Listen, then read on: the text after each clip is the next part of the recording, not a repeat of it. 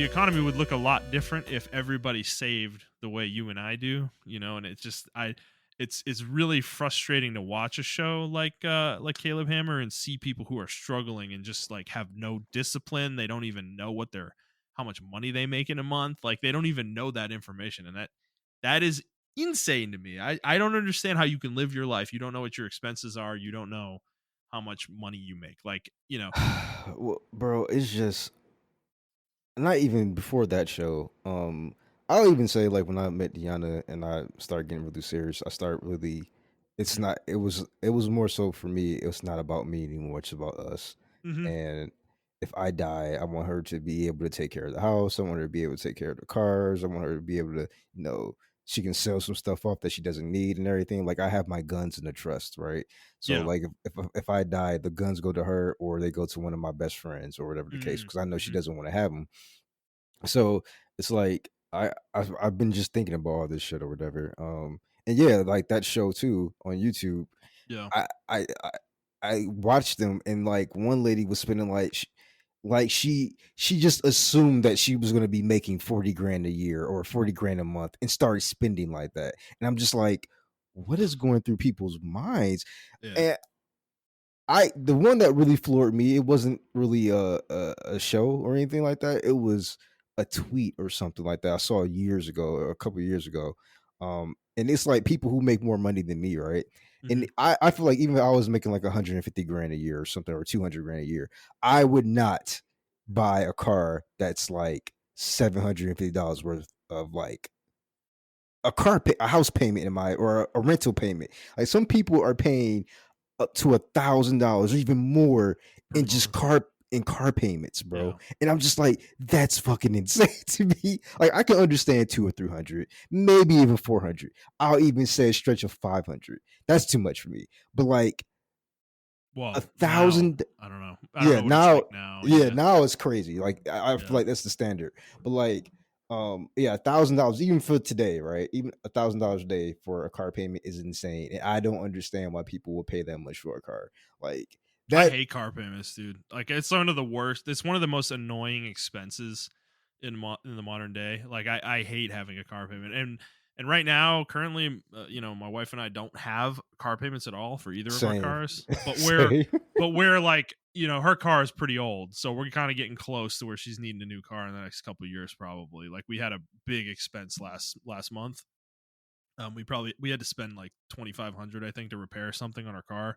Yeah, But we're hoping that it'll last a couple more years and we can save up and get her something at that point. But like that's the thing. Like I hate a car payment to the point that like I would love to pay for cars cash for the most part, but I've actually been thinking about that lately. Is that even the correct call nowadays? Because the interest, like I'm thinking about my car, for instance. Like I bought my Fusion in 2016, and I was paying 402 every 2 weeks, not every month, every 4 weeks rather, not every yeah, month.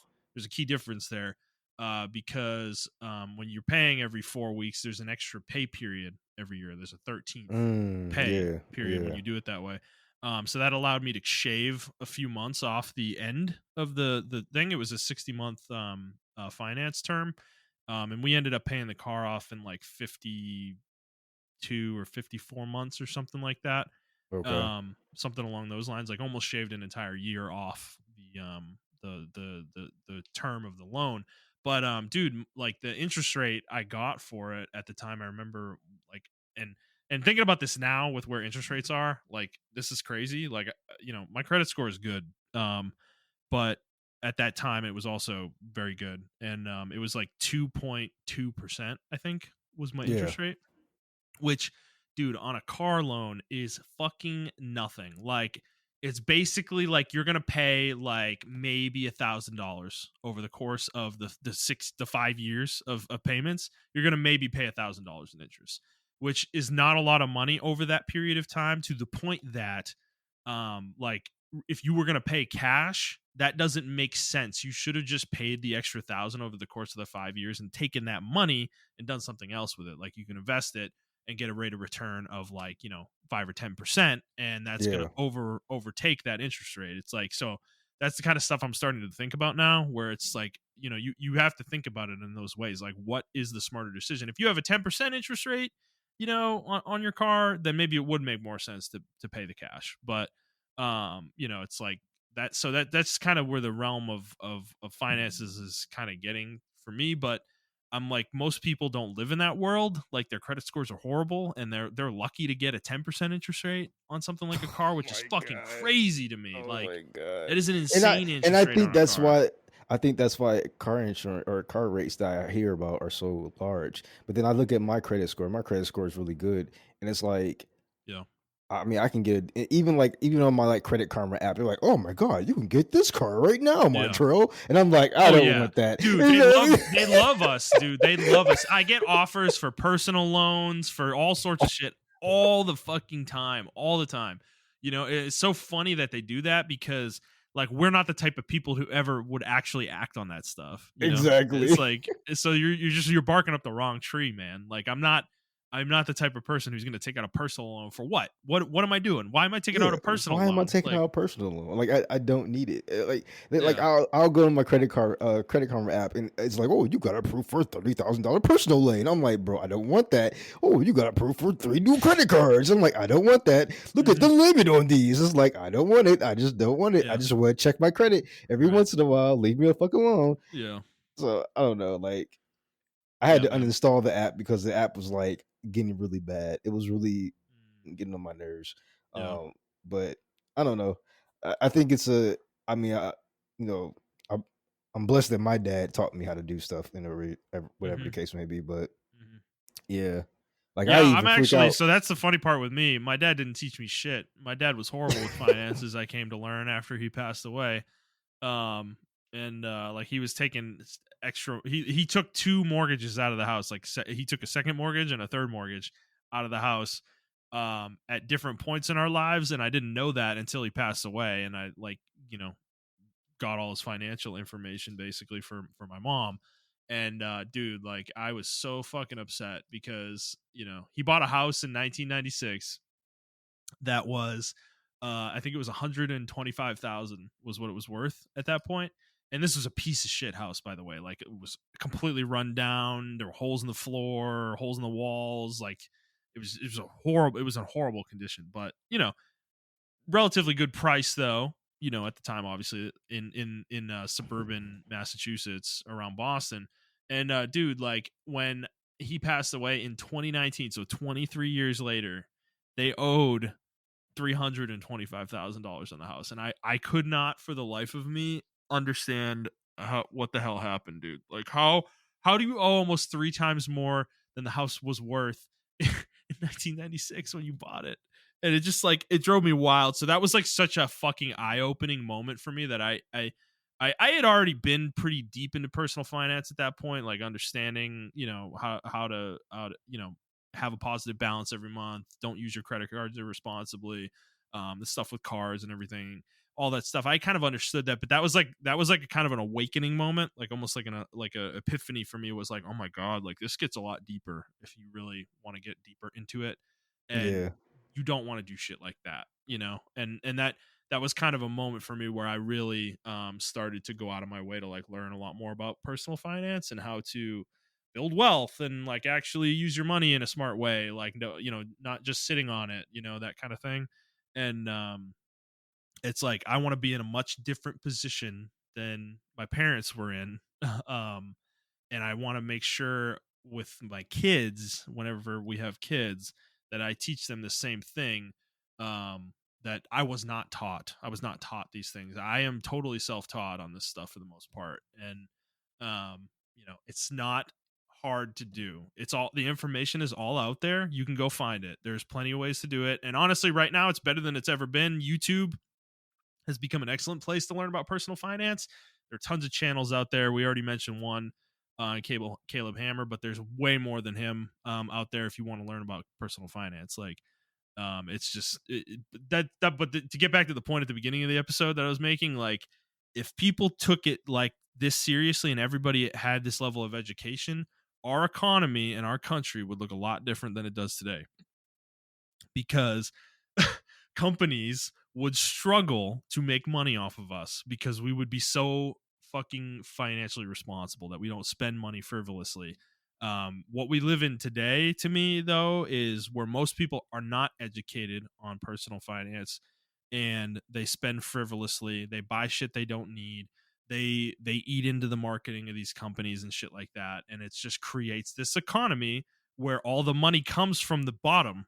Like, all the money is coming from us here at the bottom. We spend it all, and it gets sucked into these companies, and then it gets dispersed into this very small group of people who are the CEOs, the founders of these companies, the Jeff Bezoses, the fucking Elon Musks, those guys.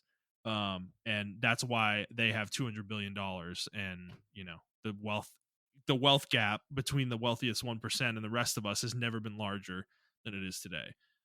That's why it's like, and it frustrates me to no end. It's just, I don't know how to fix it. Really the only way is for people to get educated, and it's like our education system's not doing it, and it never has, and it probably never will. Yeah. So sorry, I didn't, we got on a rant about finance. This is a video game podcast. But Charles, is there anything else you want to say about finances? No, not really. I just want people to be conscious of it, and I know it's very, very, very hard, especially if you're barely scraping by. But man, if you can, even if you can only save up $50 a month or $50 a week or something like that, trust me, like if you save that $50 at the end of the year, you might have like maybe three or four thousand, or not $3,000 or $4,000, but like you may have, yeah, you may have $3,000 or $4,000 that you can actually It like adds up. spend. It Yeah, adds and up. It seems small in the moment, but dude, like, it adds up. yeah, and you can do something with that money. You can use that to further, put yourself up. And I know it seems stupid, like, oh, I can only save, $50 or whatever. And I'm like, just save it. Like, just save it. I have it as a rainy day fund or whatever the case may be. That's 400. If you save $50 a week, that's like $200 a month. 200 times 12. What is that? 2,400. 2,400 a year. And you That's have it. 24. Yeah, 200 yeah. a month. That's it. You have $2,400 a year that you can save up and use as a rainy day fund or something of that nature. And then you multiply that by a couple years, and you can have a decent amount of like personal savings or whatever the case. And I think the worst thing to do is compare your situation as far as financing goes to somebody else's situation. You Right. can talk finances with other people who are like a lot richer than you, yes, which is what I do, but um don't compare your situation to theirs. Like, just take the knowledge they're getting you and somehow apply it. Maybe they can put away $500 a week, and you can only put down $50 a week. That's totally doable, or that's totally Yep. okay. Or maybe But you can only eventually put down your 50 may turn into 500 a week. It's exactly, like, exactly. yeah. Yeah. So I don't know. But That's my advice for people. yeah. Like, you don't need the latest and greatest console and everything like that. I know I'll be joking on Twitter, like the PS poors or whatever, but like at the end of the day, it's a fucking Yeah. joke. I Yeah. don't, I Yeah. understand and everything like that. Like, I'm not getting Final Fantasy this week because I don't, I don't really need to, and I have other stuff on my plate. But it's like I can get that next week. Only thing I can have to do is avoid spoilers, and that's pretty easy for me to do. So Yeah. I, yeah, Yeah. that's my take. Yeah. And it's I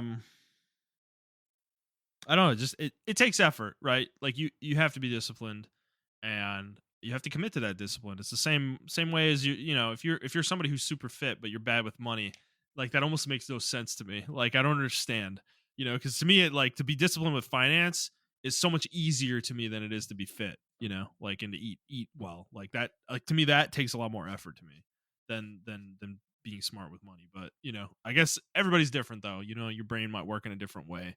Um but but yeah, no, but I will say putting the effort in is worth it. It is worth it. It pays dividends. So, literally, eventually. All right, Montrell.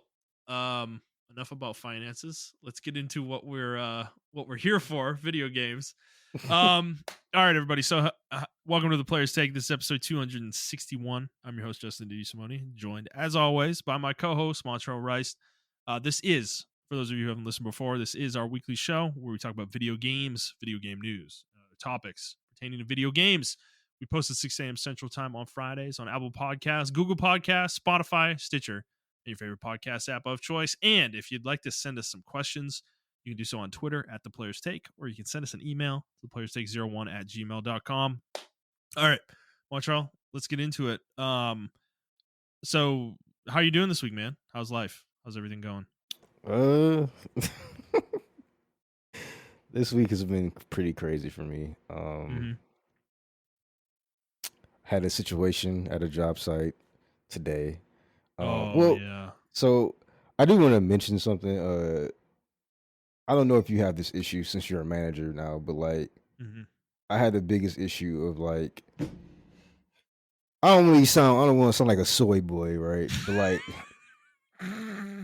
like at work, I don't have this issue with like my personal life, but like at work, I try to be nice to people. So Yeah. it comes off as I'm not assertive enough, right? So I've been a little bit more assertive as far as like work and everything. Like I've been telling some of my coworkers, like, hey, you got stepped up in this department, bro. I can't keep doing this and that and the third. And I've learned to really like, I like doing the sandwich method, but like now I'm just doing straight meat and potatoes now. Yeah. Like so I had a situation today where on the 9th of this month, I scheduled for a printer move, and I don't know if they changed the process or whatever, but they were emailing me, and I'm also dealing with like 5 other projects, not even joking, like 5 other projects with 5 different things going on. So I'm constantly emailing people, and I'm doing help desk, and I'm on job doing networking, configuring, and everything of that nature. So I'm doing all this stuff this month. And I approve this one move. Like I swear to God, I sent the email back like 3 times saying like, yes, I approve. Here's a question. She sent me a questionnaire. I answered the questionnaire about this description of the job. And I've never had to do this, by the way. Like all I've had to do is like, I need to move this from one place to the other. Yeah. I give her the thing, and then she says, "Would you? Does it have stairs?" And blah blah blah. And I'm like, no or yes, and that's it. So I did all this stuff, and then I was checking today. I was like, oh, okay, I got to do the move today. I don't know if the move is today or tomorrow because it's going to be a 2-day move or whatever for the job site. So I check, and I discovered that I didn't approve the move at all. And I'm like, I've been going back and forth with this lady for a week, and we didn't get anything done. Like, that's insane to me. So I sent a strongly worded email, and I said, hey, I know it's not your fault, blah, blah, blah, blah, blah, blah, blah, blah. I don't think this process is, viable. It's unsustainable for us as a client. And what can we do to make this process better? Since I've been a long time client, I've never had an issue. You throw the we in there, Yeah. And I was like, I never had an issue with you guys at all. Yeah. But this new process and blah blah blah. So yeah, they responded back to me. The manager got on the email chain, and he was like, okay, we'll get somebody out there today at 1:30 because they're supposed to come out there at 10, but there's like, get somebody out there at 1:30. So I was feeling good. And then they get out there and the printer break, and they drop the printer from the top of some stairs. Oh my God. And I felt so bad because I felt like they did all this and they were like rushing to do it to get to my, and I'm like, man, the one time I'm like super assertive, a fucking printer breaks. I mean, it's still their fault, though. Yeah, it is their fault. It's their fault. 100%. It definitely should have been a 2-man job, though. 100% should have been a 2-man job. Wait, they had one guy doing it? No. One guy. No. Yeah. One guy, man. And you know how big those Datamax printers are. Bro. That one guy.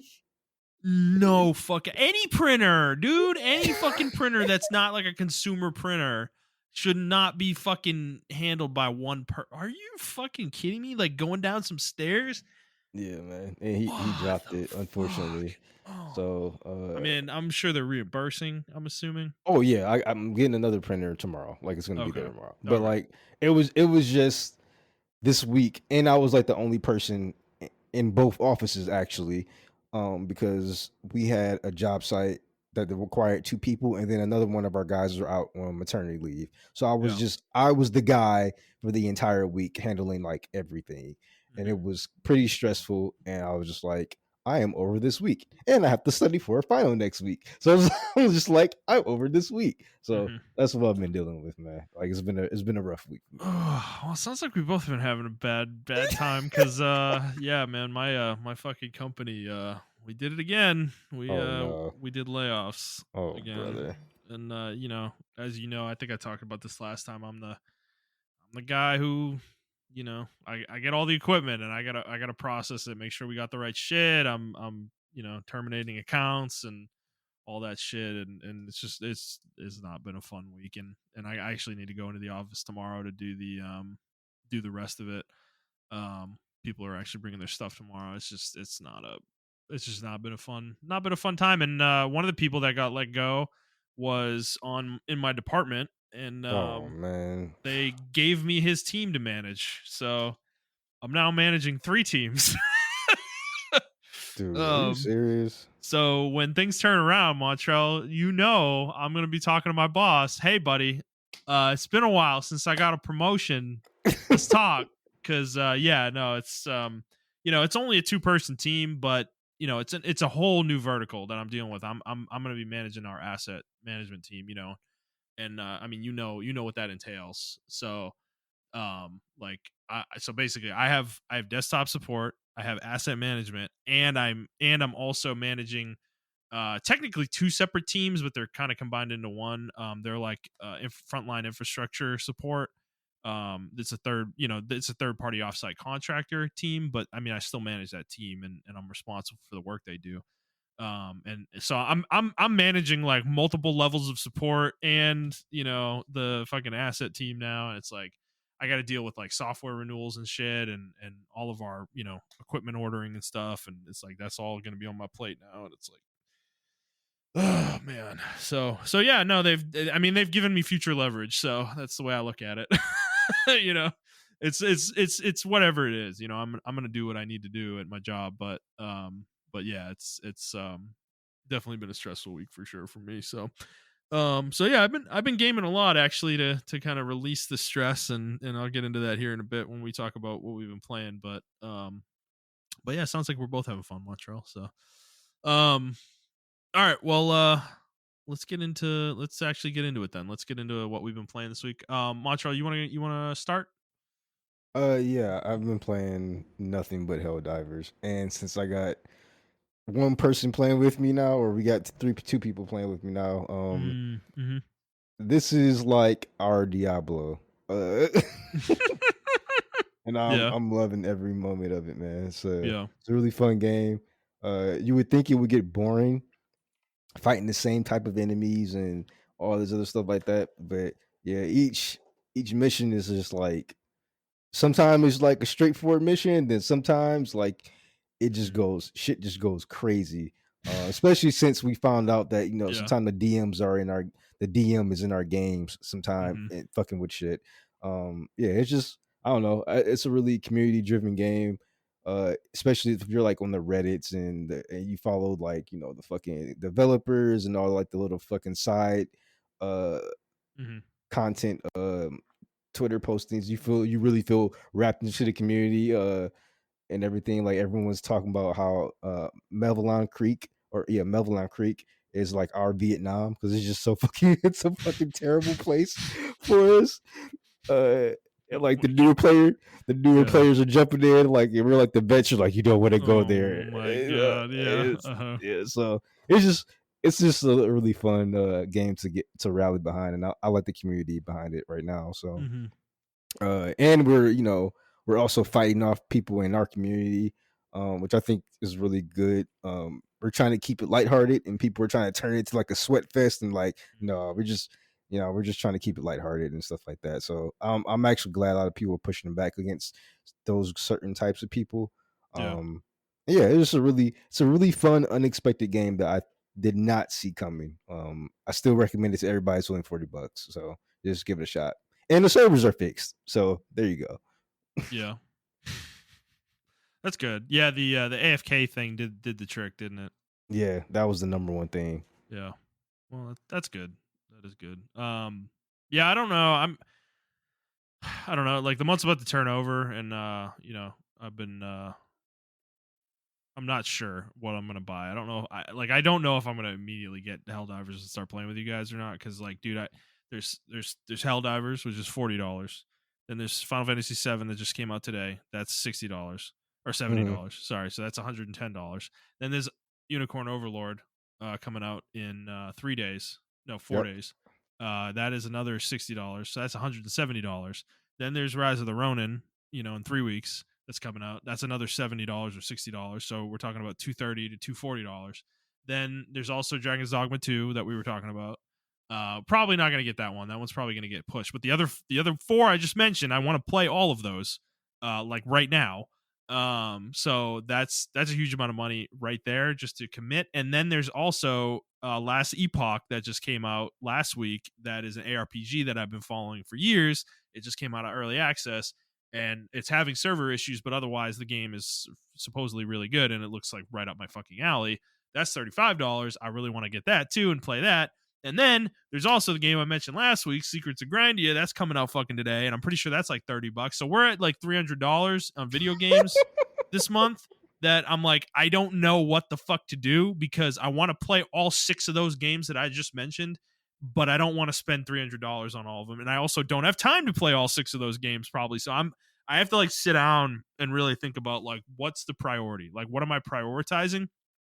Helldivers is probably going to get in there because it's the multiplayer game, but I'm also enjoying the fact that I'm not playing multiplayer games right now, and I'm actually playing video games, like that Yeah. aren't multiplayer. So I'm like, that's the other side of the coin. Is I'm like, kind of like, I don't know, should I really get into this and like suck all my time into this multiplayer game when I'm actually getting through video games right now?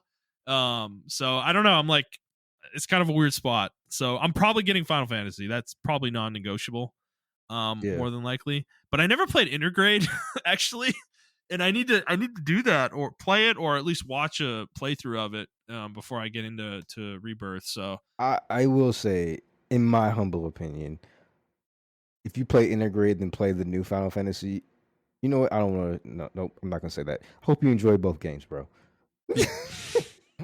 Yeah. So yeah, okay, I'm not gonna yeah, poison your well. So yeah. Keep going. But yeah, yeah, yeah. So I mean, there's just a lot of games.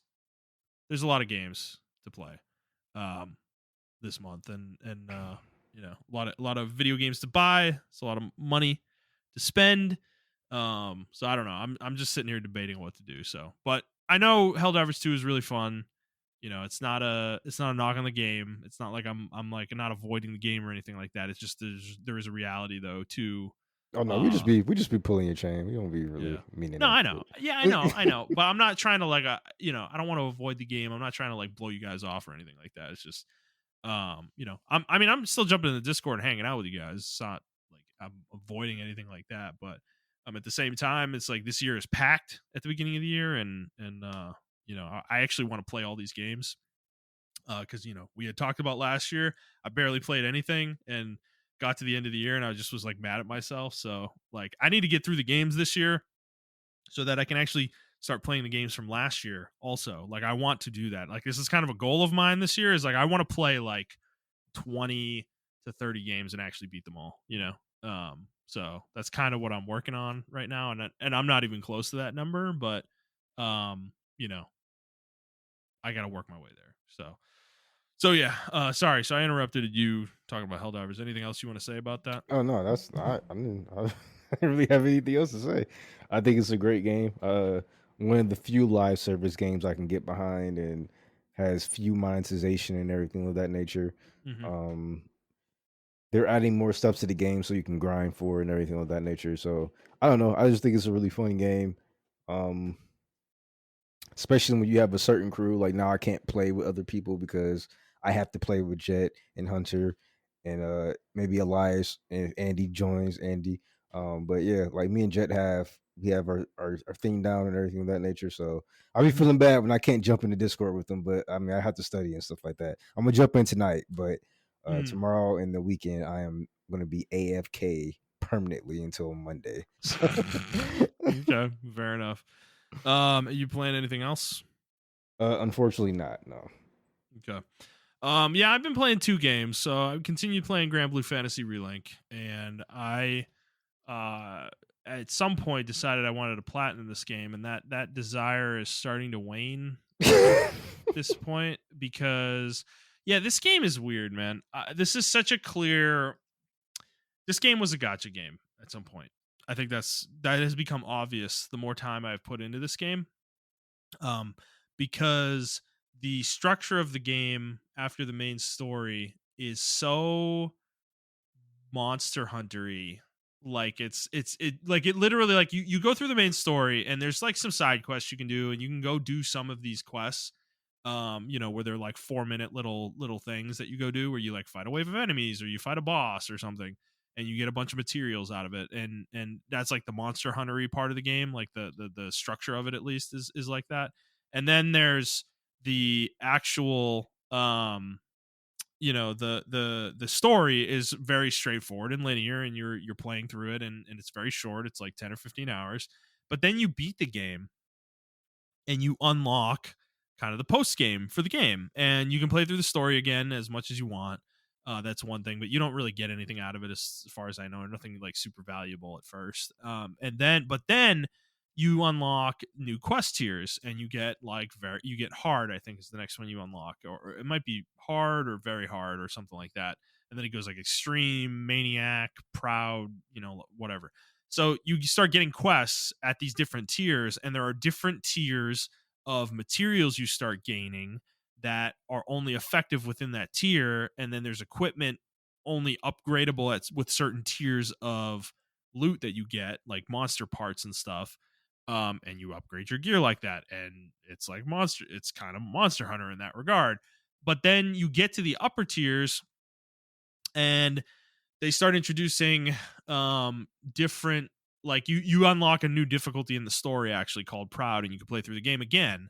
But there's also a quest in the main story still, like in the post game there's a quest you're doing that's still part of the story, and there's like cutscenes and characters are talking and stuff, and there's still story being happening there, and that leads up to a final boss, like a second final boss that you fight. And at that point you then unlock the true post game, where you're like you're in, all you're doing is questing and grinding, and that's it, and that's the game. And you're upgrading equipment and upgrading characters, and you're getting equipment, and you're getting loot, you're getting monster parts, and you're using that to upgrade your equipment, make your character stronger. And it's just that cycle, over and Yeah. over and over again. But the problem I'm finding with this game is that there's too many fucking tiers. Like there's like 6 tiers you have to go through, and it is so fucking grindy, dude. Like it is becoming super grindy to the point that I have been like stretching my party so thin, where I have put all of my upgrades into one character, the one I am controlling, because I am the most important part of the party. I'm the one doing all the damage. I'm the one like fucking breaking parts and knocking the monsters down and shit. The AI is like, they're decent. They're not terrible, but like they're not that valuable. And the other thing I've noticed is, like, how I mentioned last week that the AI, it feels like the AI cheats and like they never go down. That Yeah. still happens now. They barely ever get hit by anything, because if they did, it would be a one shot, and they get knocked down less than I do. It's insane. Like they dodge fucking everything, and it like drives me crazy with that they designed the game that way. But it's fine. It ends up working out. My strategy ended up working. I'm at the very end of the second to last difficulty of quest tiers. But I'm like hitting a wall right now where it's getting too hard. Like I've actually hit a point where I need to upgrade my party, because they're getting wrecked by the boss. Some of the bosses, that the AOE is just too strong. They can't dodge everything, you know. So to the point that when they do end up getting hit by AOE, they just die, and it's like the whole party's dead except for me. And it's like, at that point your critical bar is just draining like fucking uber fast or whatever. So yeah, the game is like, it's frustrating because I'm at the point now where I need to upgrade my whole party, but it's like such a fucking grind to do it. It takes forever, dude. It's hours and hours and hours of doing the same quests over and over and over and over. And there's a quest called Slime Pede that lets you like kill slimes that give you a ton of money, they give you a ton of experience, they give you skill points, but they don't give you that much. Like they give you maybe 1,000 skill points per run, and it probably it's like a 5-minute quest.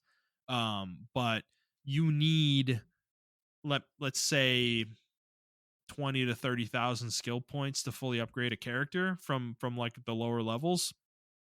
Um, so if we're talking 1,000 per 5 minutes, that's 20,000 every 10 minutes, 120,000 per hour. So it would take 2.5 hours to max out a character, one character, you know?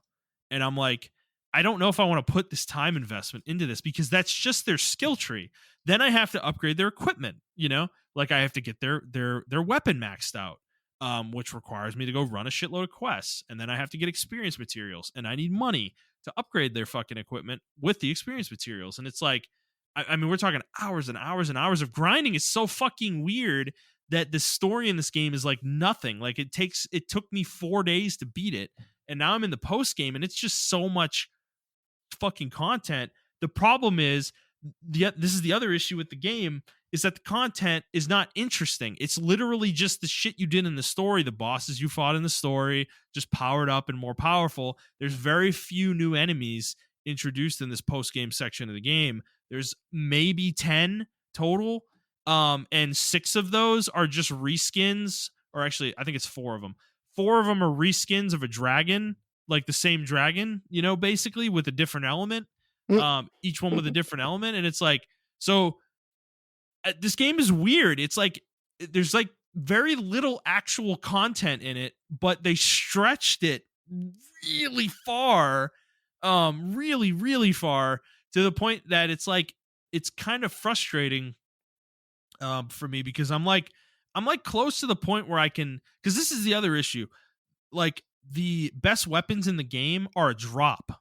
You cannot craft them. So they drop from the last boss on the highest difficulty quest. Literally the hardest fight in the entire game is where they drop from.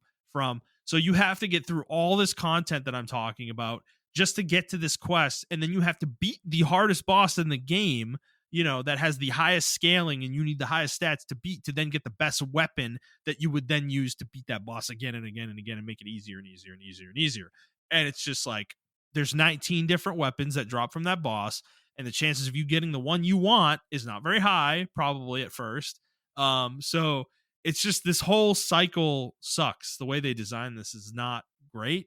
I don't feel like it's that great, to the point that it's grating on me, and I'm starting to get irritated. Like because I've hit a wall with my character where like my character's stats are so high that they've hit the damage cap, and I have to uncap their damage, but the investment to uncap their damage is really high. I need the best level gems, the ones that have 2 different skills on them that are level 5. And I can't get that until I unlock the next difficulty. And like I said, I hit a wall where like I can't beat the bosses right now. So I'm just like kind of stuck, and I'm just irritated. Like I don't know if I want to pour 20 more hours into this game just to get to the point where I can actually platinum it, and it's like I just don't know if I'm like that into it at this point. And with Final Fantasy now out, it's like, do I just move on? I'm thinking about moving on from this game at this point, because it's irritating, because the game is really fun, and I'm very interested in the second game from the studio in this franchise, like making another style game like this, because it's a very competently made game. It feels fun. We talked about it last week. The gameplay is fun. The characters are cool. I unlocked pretty much all the characters except for one, and a majority of them are actually really unique. The one you mentioned, that you played, what was his name? Yadarha or whatever. Yeah. I think. Yeah, I unlocked him, and I might actually switch over to him and like do some quests as him, because yeah, he seems really cool. He has like a really unique mechanic where like his combo has a finisher, but every string of the combo and finisher you do shortens the combo string, so you're doing the strong finisher over and over and over and over again. Yeah. Eventually. And that's like a really cool mechanic that I want to mess around with. But it's like, but I have to upgrade him. I have to level him up. I gotta do all this fucking grinding and get him to the point where he's usable. It's like, so the way they design this is just so annoying. And that's my point about this being a gacha, is the number of characters there are. Number 1 is a giveaway, but number 2 is when you unlock characters, they have this stupid little cutscene that plays, and it's just right out of a gotcha game, bro. Like it's right out of a gotcha game where it's like hey captain, I'm here to join the crew, and it's just like it's just this stupid shit that gotcha games do when you unlock a Yeah, character. yep. That's And it's exactly just, what like when I did it, I was like, "Oh my god, this is meant to be a gotcha game." bro, Like it when I is. It definitely is, and they absolutely changed their mind at some point and changed the game. It's like so obvious. And so yeah, it's just the game's in an awkward position because of that, I think. And it just doesn't know what it wants to be. And I think that's why I hope they actually make a second game, because I think it'll be more focused. Yeah, Um I think like you said, like they just didn't know what to do. And I think actually, to be honest, as much of a mess as the game is, I think this is a great call to not make it a gotcha. I think Absolutely. it would have been significantly less liked Yeah. if it was a gotcha, in my opinion. So it Mhm. was a good call, but you can definitely tell, you can definitely see the paint on the wall from the last fucking painting or whatever the case. Like they did a bad Yeah. paint job, in my opinion, but I appreciate it Yeah. in the same vein. Yeah. No, I agree. I think it was the right call. It's just, yeah, it just ended up making the game awkward though. Yeah. So yeah. Um so yeah, it's a good game. I don't know if I'll actually get to the point where I platinum it or not. I'm really not sure, but at this point it doesn't necessarily matter. So the other game I've been playing, and I've been putting a lot of time into this one actually, is called Raven Dawn. So this was a game that caught my attention back in December. And it wasn't actually out in December. It came out in January, and I forgot about it. But then I was like messing around in my Chrome. I was like closing some tabs that I've had open for a while that I don't need anymore. And I had a Raven Dawn tab open and realized, oh shit, this game's actually out now. So I went and looked, and like, yep, it's out, and people are playing it and whatnot. So I decided to download it, and I've been playing it a pretty good amount this week. And it is so to explain, this game is kind of what I wish Stardew Valley was without having ever played Stardew Valley. It's an MMO, but it's like an isometric MMO that's like a kind of like a pixel art This sprite reminds me based of game, is it Ultima? That's what game reminds me of. or Okay, so RuneScape sorry. maybe. But yeah, so it's a isometric MMO. And you um just kind of exist in this world where like the game is very heavily around, like revolves heavily around crafting. The crafting systems in this game are pretty deep, and that's kind of what the whole game is about, is that. But it's not just that. It's not that, because this is what I assume Stardew Valley is like, there's not a lot of combat in Stardew Valley, or none at all. That's always been my impression of that game. I don't know if that's actually true or not. But that's always been my impression of that game, which is kind of the reason it's kept me away. But that was why Harvestella appealed to me, because it's one of these, it's like a Stardew Valley style game, but there's combat, like JRPG style combat in it as well. And that appeals to me, where you do all the harvesting and all the crafting and shit to kind of feed the combat, the combat loop. So that's kind of what this game ultimately is, but it's an MMO at the same time. So you exist in this world with a bunch of other players. And I'm enjoying the game a lot. Basically, what I'll say is the combat is like tab target World of Warcraft combat, basically, in an isometric form. It's very basic in that regard. Well, not very basic, but it's just like World of Warcraft. Like I'm playing like a rogue, and you have your abilities, and they'll have cooldowns. There is an energy system in the game, where you use a basic attack to kind of generate energy, which you then use on your kind of heavier cooldown abilities. That makes them more potent, and allows you to do more damage or be more effective, or for whatever reason, or whatever you're trying to do in combat. Because it's interesting. There's 8 archetypes, which are basically classes in this game. However, you can pick 3 of them at any given time and combine them together to form your character, and they all have skill trees, and you can put your skill points in any of the 3 skill trees. So you could be a rogue berserker that also has some tank elements in their kit. You could also be a archer that casts spells, is like an offensive spellcaster, or you could be an archer that heals, is like a healer. There is a healing class in the game as well. So you can combine these in any way you want. And it's actually, I haven't gotten deep enough where the combinations have mattered quite yet, but I'm getting very close to that threshold where I'm going to start putting skill points into a second tree. That I actually have enough skill points available to me where I can start putting points into a second tree and kind of expanding my build out with that. And I'm kind of excited to get to that point because right now I've been exclusively playing in the rogue archetype tree, the shadow tree, and it's fun. I mean, the class is cool. It's kind of exactly what I would want in a game like this. But I'm more interested in seeing what the combinations look like. Like what does it look like when I have like a fucking a heavy fucking execute attack from like the warrior tree or something, or one of the defensive skills from the tank tree.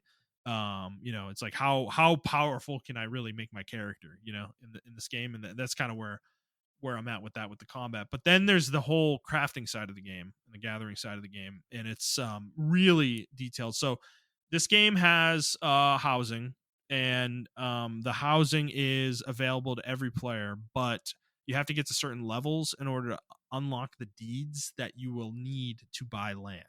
And unfortunately, from what I understand right now, the state of the game is all of the player land on both servers is totally bought up.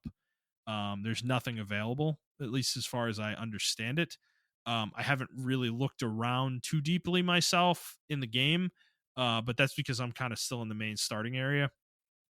Um, but there is to alleviate that, they created something called the community land in the main capital city that you kind of frequently visit, and that allows you to play the game and use the community land plot to do stuff. And eventually, I can actually buy a house in the community land plot as well. I just reached the level earlier today to be able to do that.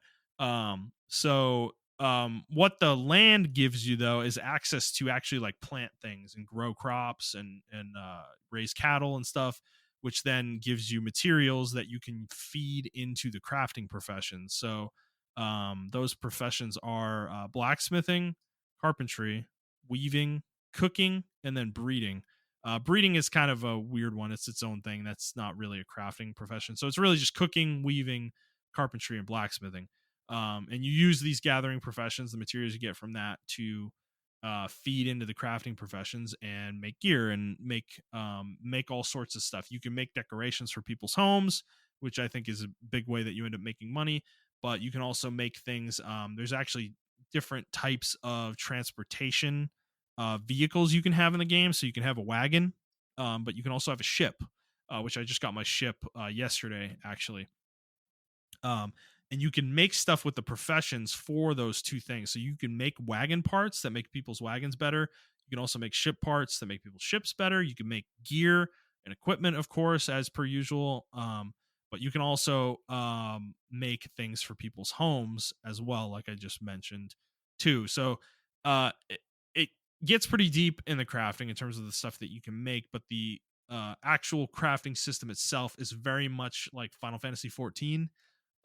It's kind of ripped straight out of there. You have like a skill bar, and there's like a quality bar, and then there's the actual production bar where like when you fill the production bar you make the item that you're trying to make successfully. But then there's the quality bar. If you fill the quality bar, that'll make the item a higher tier of rarity, basically, and it's worth more as a result generally. So that's ripped straight out of Final Fantasy. But they added oh yeah, they added a layer to it, I think. That is it's called labor. You need labor, which is like it's just kind of a number, basically, but you need labor to use your skills, and your skills will cost a certain amount of labor when you're crafting. And Yeah. if you run out of labor, you fail to make the item, obviously. But there's also the durability thing from Final Fantasy 14 that's also there, and if you run out of durability, you fail to make the item. So it's like there's like one extra little layer they added there, but for the most part, it's just kind of Final Fantasy's crafting system in that regard. But um in terms of the gathering, the game is very like, I'd almost say like mobile gamey in the sense of um, you'll plant, say, potatoes. They're like the most basic thing you can plant and like the cheapest thing you can plant. They Everything you plant in your land costs you money to plant. So you have to invest silver into planting stuff, meaning you need to have silver on hand in order to plant anything. But so say you want to plant potatoes, you'll plant one thing of potatoes, and it will take one square, and it will cost you, I think it's 63 silver is what it costs. But it takes an hour to grow, and then you harvest it, and you'll get 2 to 4 potatoes out of that. And when you go to the market, the way the economy is worked out in this game is that most things are worth more than your investment into them. So, for instance, potatoes, it's 63 silver to plant a thing of potatoes that gets you 2 to 4 potatoes, but you end up getting they're worth about 60 to 70 silver each.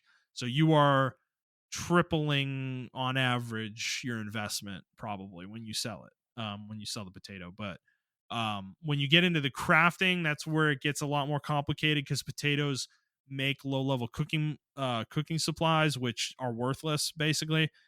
So you're just losing money if you make that stuff, but you need to do it in order to level your cooking. So at some point you have to kind of make that investment and lose money. But um, so the raw materials are actually really valuable in this game as a result, because of the way you have to spend money in order to get them. But there's like a whole different tree of, like, you can do animal husbandry. You Hmm. can like raise pigs, you can raise sheep, you can raise cows, and you get different materials from each of those as well. And I don't know, it's just fun. But they have different amounts of time they take. Like the pigs, I think, take 8 hours to mature, so you'll kind of do that overnight. When I'm logged in generally and I'm not actively playing, I'm just planting potatoes and sitting here and waiting until they finish, and then harvesting them all and then doing another plot of those. But overnight, I kind of do different things where I'll do some pigs, and I'll do some trees maybe, and then I'll do some corn or something. That are kind of worth a lot more actually than the potatoes are. So it's a very interesting economy the way the game works. It just kind of clicked with me and works really well with me, and I like the game. It's definitely not for everybody. This is a very specific niche game that is for people like me. I'm a crafting whore in MMOs. I fucking love crafting. So this game is like right up my alley. The fact that it actually has combat and you like go do quests and stuff at the same time makes it a lot more appealing for me. If it was just the crafting, I probably wouldn't really be into this very much. But it's also the fact that it's an MMO.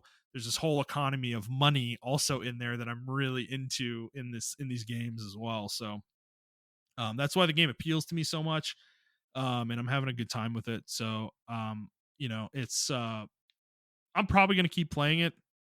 I don't know how heavy of an investment I'm really going to put into it though over time.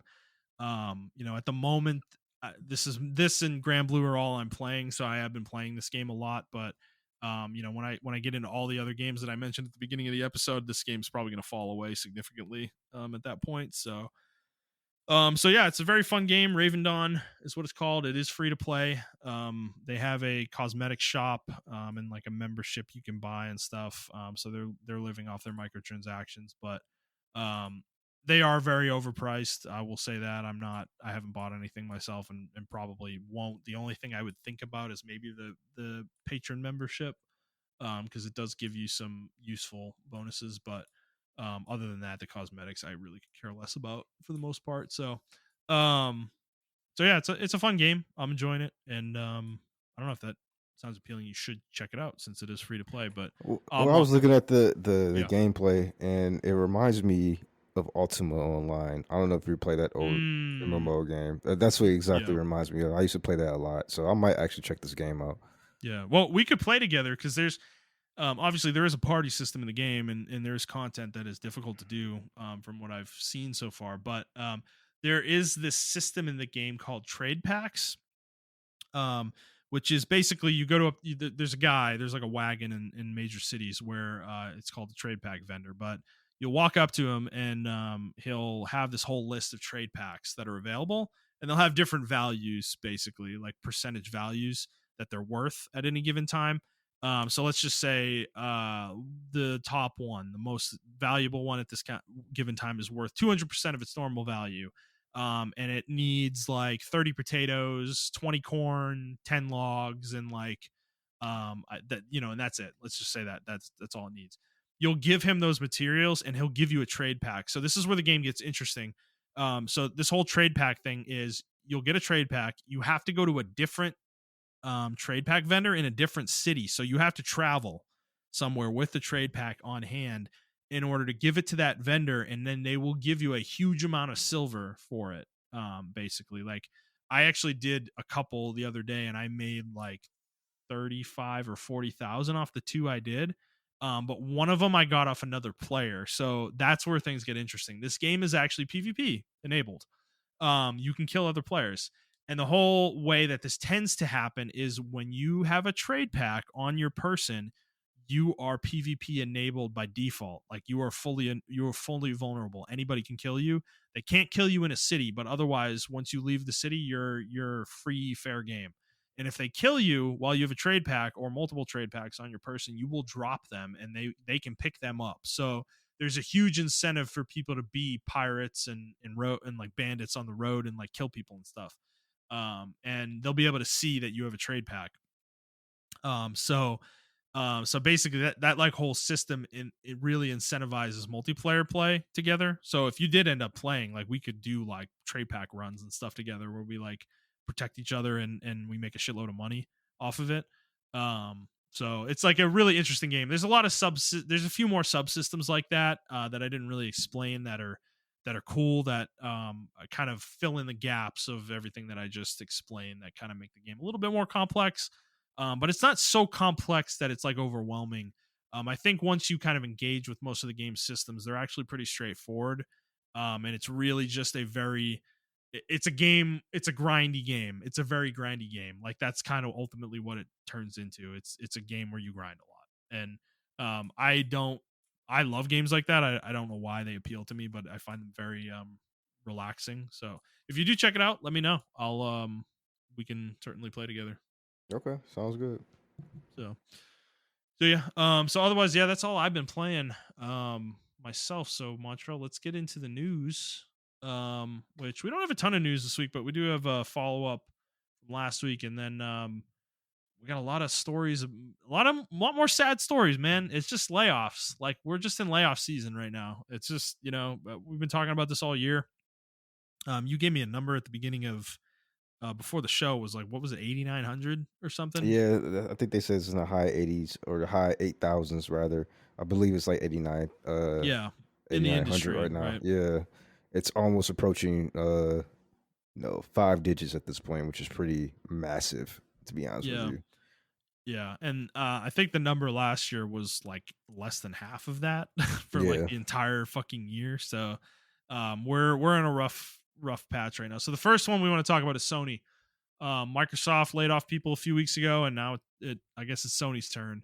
They announced a couple days ago. Herman Holst actually put it on the SIE blog that they are doing layoffs at numerous studios, and they are also closing one studio. So the layoffs are impacting Insomniac, Naughty Dog, their technology creative slash support teams. Um, their PlayStation London studio is closing completely. They're shutting that team down entirely. And then Gorilla and Firesprite are also being closed. All right, sorry, not being closed. They're having reductions in staff at both of those teams as well. So those are all for the most part pretty big teams. London is less known; they've been more of a VR team for Sony, but and then Firesprite is also fairly new and small for the most part, but impacting all those teams. So, Gorilla, Naughty Dog, Insomniac, those are kind of big ones, obviously, that are getting hit. And there have been some game cancellations along with this, obviously, that have come. And one of those is Jason Schreier was reporting on this. One of those is a Twisted Metal game that was in development at Firesprite. That it's been rumored for a while. We hadn't heard anything about it. Sony hadn't announced it or anything like that. But this was one of their live service games, most likely. But the other studios getting hit, London.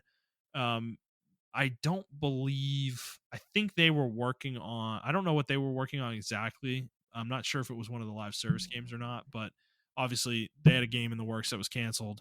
And then the reductions at the other studios also impacting. So it seems like Sony's, now that Jim Ryan is leaving soon, it seems like Sony is reevaluating. Herman literally says in here is we have to reevaluate how we operate um, as a collective group of studios, and I feel like the whole live service push is almost dead before it arrives with Sony, because we've got one game we know is canceled. The Naughty Dogs game was canceled. We don't know of any others at the moment necessarily, but it just kind of feels like it's heading that direction though. That most of these live service games aren't actually even going to see the light of day at this point. But what do you think, Montreal? Yeah, I unfortunately, this is the sad part of the industry that we're talking about. I don't like to talk about it, and I don't like to see it, but I knew it was eventually going to come. Uh, because if you just look at the trend of how gaming was going over the last 5 years, a lot of the models were becoming unsustainable. And Yeah. then we saw a ton of games get shut down last year. And I do from then, like, all right, if the games are getting shut down, then where are those people going to work at? And lo and behold, this is what happening right now. A lot of people think it's because of the economy, but I honestly just think it's because the models are unsustainable. The game budgets are unobtainable and everything like that. For instance, like you said, Insomniac, they let some people go, or is that in Mhm. this story? Right? Yeah, that is in the story. All right, they let some people go, and they made their game sold 10 million or 10 million units, Yeah. and that's $70. That's over 700 million dollars that has been made off this game. But Yep. just to even break even, they had to sell 3 million games, I believe, just to break even for the game, because the game cost, I think, over $300 million to make, Yeah. um, which is insane in my opinion. And that's just unsustainable. Uh, and I think the new CEO of Sony sees this and had to make some tough decisions. And um, yeah, gaming blew up 5 or 10 years ago, and now Mhm. we're just in a down period. I mean, it's ebbs and flows with this and when in this right now. I think everything is course correcting itself, Yeah. and everything. And unfortunately, developers are being a part of that. I think the biggest mistake that gaming has made so far, just for the next three stories we have, to be Mhm. honest with you, is letting Wall Street dictate gaming. Yeah. It didn't used to be a big deal back in the day. Like EA has always been on the board, right? It's always been in Wall Street. Sony has Yeah. always been in Wall Street. Microsoft has always been in Wall Street. Nintendo, I Mhm. believe is in Wall Street. I think they have stock in Wall They Street. are. Yeah. Yeah. Um, They're public. Yep. yeah. So,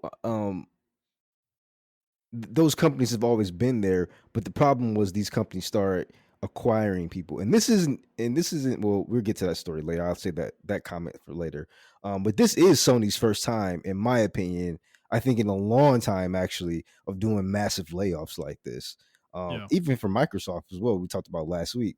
But this is another unfortunate part of acquisitions. This is why I was kind of against acquisitions. Both me and Justin were against acquisitions, because Mhm. we know what comes with acquisitions: layoffs. Because now you gotta chop some of that unnecessary fat. You bought this meat, and now I had to chop the fat off to Mhm. make the meat more lean and obtainable and eatable. And unfortunately, that's what they're doing right now. Even though some of the studios, they laid off people they already had, it's still because of the acquisitions, they have to make more room for the people they let in, if that makes any sense. So Yeah. Yeah. uh yeah, I I don't I don't like that they did it. I understood why they did it. And I probably wouldn't be saying this if I was in that position of being laid off. Mhm. Um, but just from the outside looking in, it was kind of inevitable at this point, and I feel super bad for these people. I think it should be like the executives getting laid off instead of like the developers, but that's just my opinion. Yeah. I mean, it's just like I don't know. It's just Sony. Sony made some bets, and they don't like where those bets are gonna go, or where they're gonna take them. I guess I should say. Yeah. And like that they like take that out on their developers, you know? It's like you said, it's so fucked up. Like the leaders make these decisions, dude. Like I'm going through this at my company, right? Like it's just like, sometimes companies bloat their teams when things are good. And Sony was doing that. Things have been good, and they wanted to expand and make Naughty Dog bigger, make Insomniac bigger, and make Gorilla bigger, and have them be multi-game teams, and all that. And what that means is you have to make the team a lot bigger. You have to hire a ton of people, but in order to do that, that means you actually need to like execute and continue to make a ton of money to be able to sustain all those people that you hired. So it's like when things get bad, you end up letting all those people go, and it's just you made a bad bet, ultimately at the end of the day. And Sony did. They made a few of them. It feels like already, and it's like it already feels like this live service push is dead, and that is crazy to me because it's not that long ago we were talking about this. I'm pretty sure we started talking about this heavily like a year ago, around this time. And it's already feels like it's like kind of over almost, and Destiny and Bungie's a fucking boondoggle, and like it's just crazy, dude. Like I think the whole thing's crazy, that everything that's happened with Sony in the Well, last 12 months. yeah, I mean, we called it, all these live service games and everything like that. And I just don't I don't want this to repeat. Yeah. Um I think the last time we seen have we ever seen layoffs this big before? Like not even in 2010, like In during the the industry. Yeah, yeah, I like mean, I don't think so. yeah, I don't even think in like the early 2000s we've seen stuff like this before. I mean, we've seen studios closed and everything like that. Um, but yeah, I don't know, man. Like this has been crazy. Even Riot took hits and everything like that and Right. everything. So, Yep. so I Microsoft, don't. Sony, I mean, all the big boys took Yeah, hits, you know. but I think it was all the money moving around, man. I just got really nervous when I started seeing $2 billion for this company, $5 billion for this company. I'm like, Yeah. are Yeah. they gonna make that much money back? No, like they're not. Not Yeah. right now, you know. So I don't know. It's unfortunate though. Yeah. No, it is. It sucks. And um I don't know. It's just Sony, like these studios, Naughty Dog and Gorilla and Insomniac in particular. Um, I don't think the reductions are affecting a particular game for them necessarily, but we know with Insomniac in particular that Ted Price went out of his way to save his Ratchet and Clank team, Hmm. and reduced force on the Wolverine team. So, um, we know that from the leak. So, given that, it's like, we know that that means that Wolverine might take a little longer now, and that probably is true for Gorilla and Naughty Dog also, with whatever game those people were working on. So that also sucks and is not a great situation. So it's I don't know, it sucks all around. It's just it's just continue to happen, and I think hopefully the industry learns a lesson from this, but I doubt it. With the way the economy tends to work, these companies, they go in these cycles where they'll, when things are good, they hire a ton. When things are bad, they let people go to kind of, keep themselves afloat. And they just do that over and over and over again in a cycle, like a constant cycle. So, it's just right now, it's kind of an unprecedented number of people this is happening to, and number of companies that it's happening at. But, you know, it's just, I don't know. It's just the way this ends up going. Yeah. So that sucks. And honestly, the Twisted Metal game, like I know you were talking shit about it before the show, but dude, I love Twisted Metal, man. Like it's one of my favorite franchises. I love the old games, and I we haven't gotten a good Twisted Metal game in 20 years. The one that was on PS3 was terrible and not fun really at all. So I the idea that they were making a new one kind of excited me because your point was right. It was going to be a live service game, but I don't care. Twisted Metal as a live service game actually sounds cool. Like it's a game that could have been a good live service game, um and where we get like new characters every season, and you get a new characters, and all those characters have different skins, and like I don't know, it would have worked. I think it would have worked pretty well actually, but it just sucks. So it's like it's just another franchise it's dead again. Twisted Metal's dead again. So um all right, well, let's move on. Montreal to this is sad news as well. Another company, another big company, EA this time. They're laying off staff as well. And it is hitting globally their entire company, but it actually hit Respawn also in that Mandalorian game we talked about literally last week. That was rumored last week is now canceled. So everything we said last week, null and void. It's not happening. That game isn't coming. However, they are going. Jedi 3, the third Jedi game, is coming for sure. Mm-hmm. They did confirm that that's still being worked on.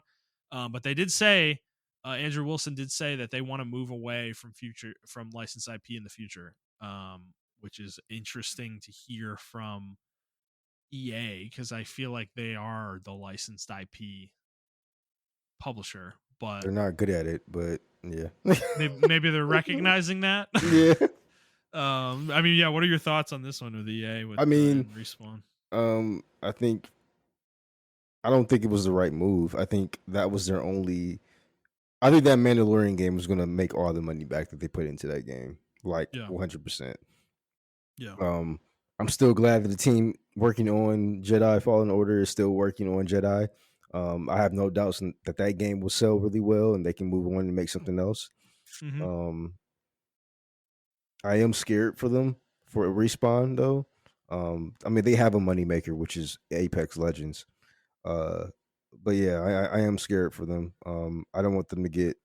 EA has a real knack for getting really good studios or acquiring studios or making really good studios, really talented studios, and then just running them into the ground. And then it's saying, well, they didn't sell well. And it's like, well, you fucking ran the talent to the ground. And then, Yep, now we're yep, getting bullshit or whatever from them. mm-hmm. Because EA is notorious for closing hundreds or not hundreds, but tens and dozens of companies. And I mean, they shut down some of our like Pandemic was one of my favorite companies because they made the Battlefront series and they shut that studio down only to get the Star Wars license IP again, make Star Wars Battlefront, and it fucking sucked. Yeah, So I think it's laughable as well that they also said in that same article they're focusing on their sports stuff when Madden has been in the fucking ground since God knows when. Like our oh entire we lives basically. yeah like we really tried on this Madden guy and it still fucking sucked. Like they really tried. They even threatened the team like, hey guys, you're gonna get a cut on your salary if you don't like. Probably didn't say that like, oh, we're gonna cut your lunch if you guys don't do this, and they still didn't perform at all. Like, because they know they're not going anywhere. Yeah, So, I really think that team's ran by like 3 people that copy and paste the game. Like, yeah, yeah. sorry to all the talented people that probably work on that shit, but I'm sorry. I think like 3 of y'all work. Everybody else goes to lunch. But yeah, That sounds about right. it I don't know. I feel really bad for every studio that gets acquired by EA. Like I do, man. If you're not working on the sports division, your life, unless your life, but your job is in jeopardy because I feel like the next Battlefield, if that shit doesn't perform, that studio's done. Like Yeah, you're done. yeah. How long have it had Dice? I think since forever. I think that's A been. I while. think yeah. So, and I don't want them to run. And then Respawn may take up the mantle. I mean, because Vince Zampella is running Dice now, so it's like, Yeah, I don't know, man. Like, I just hope he's probably not going to let Respawn die because he yeah. has I'm not too worried about them, but that assumes Apex continues to be a moneymaker. exactly, and I mean, every time I turn around, Apex is having issues, man. So Yep. Right. I mean, And I mean, we've left the game completely at this point. Like I haven't played Apex in like 2.5 weeks, and then before that it was like a couple of months. So we were talking about me. Like, when was the last time I played? And it legitimately, I think it's been over a year. Like, it might even be longer than that. It was season 18, I want to say. And I think that was like 4 or 5 seasons ago, which is over a year, um, at this point. So yeah, it's uh, that game's not in a awesome place either. So um, I don't know. We'll continue to monitor. I mean, what about the Mandalorian game? You sad about that one? Um, yeah, I wasn't stoked about it being first person, but it was a high action packed game, and Respawn has a really good track record in making good first person shooters with like good movement, feel Mhm. really unique and stuff like that. So Yeah. I was really looking forward to it, but it actually sucks that it's not going to get made anymore. So it seems like Yep. every time they try to make a Mandalorian game, not just them, but anyone, like the game gets canceled or something like that. Because remember, Star Wars 1313 was Yep. supposed to come out, and Oh yeah. now we got this Mandalorian game that was supposed to come out, and now that's canceled. And it's like, man, we're never gonna get like a authentic bounty hunter type game Yeah. in Yep. Star Wars, So it sucks. Yeah, it does. It does suck, and it was a cool concept, but it is what it is, man. It's I don't know. We're in a rough time right now. A lot of because yeah, it's just like it was coming out of COVID, dude. I think the industry exploded. I mean, we talk about this a lot, but the industry exploded, and then all these companies expanded like crazy, and greenlit all these projects, and I think now they're realizing that it's just not sustainable for them. Like they over committed, and we're And seeing we're the not, correction.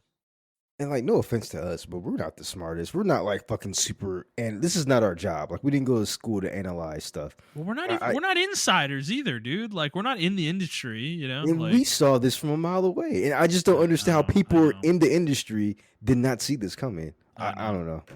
I don't know. No, I don't know either, dude. Like it's wild to me that it ends up like this. But the thing is that the thing I've learned over time working in corporate is the leaders in corporate are generally they're in their own little world, dude. Like they don't live in reality sometimes. They don't know what's going on in the ground. They don't know what their company is really dealing with. Um and sometimes that can result in very bad decision making. Yeah, Um, so yeah. Um, all right, Montrell, let's move on to our next story, which is not layoffs, but adjacent to it because there are rumors the studio's kind of in it, having issues right now. So Embracer, there's reports out there that Embracer is looking to sell Gearbox, and we talked about this before, but this is looking like it's actually might be happening. Um, that they are um, very close to a deal right now, supposedly, and that we might be hearing about this within the next month.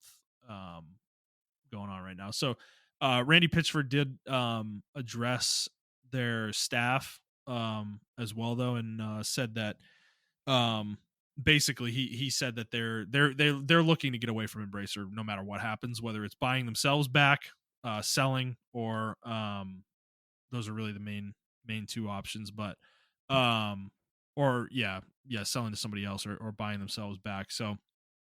Um so yeah, it's very interesting. It just seems like they're trying to get away right now. But there was a Kotaku article that I actually didn't find um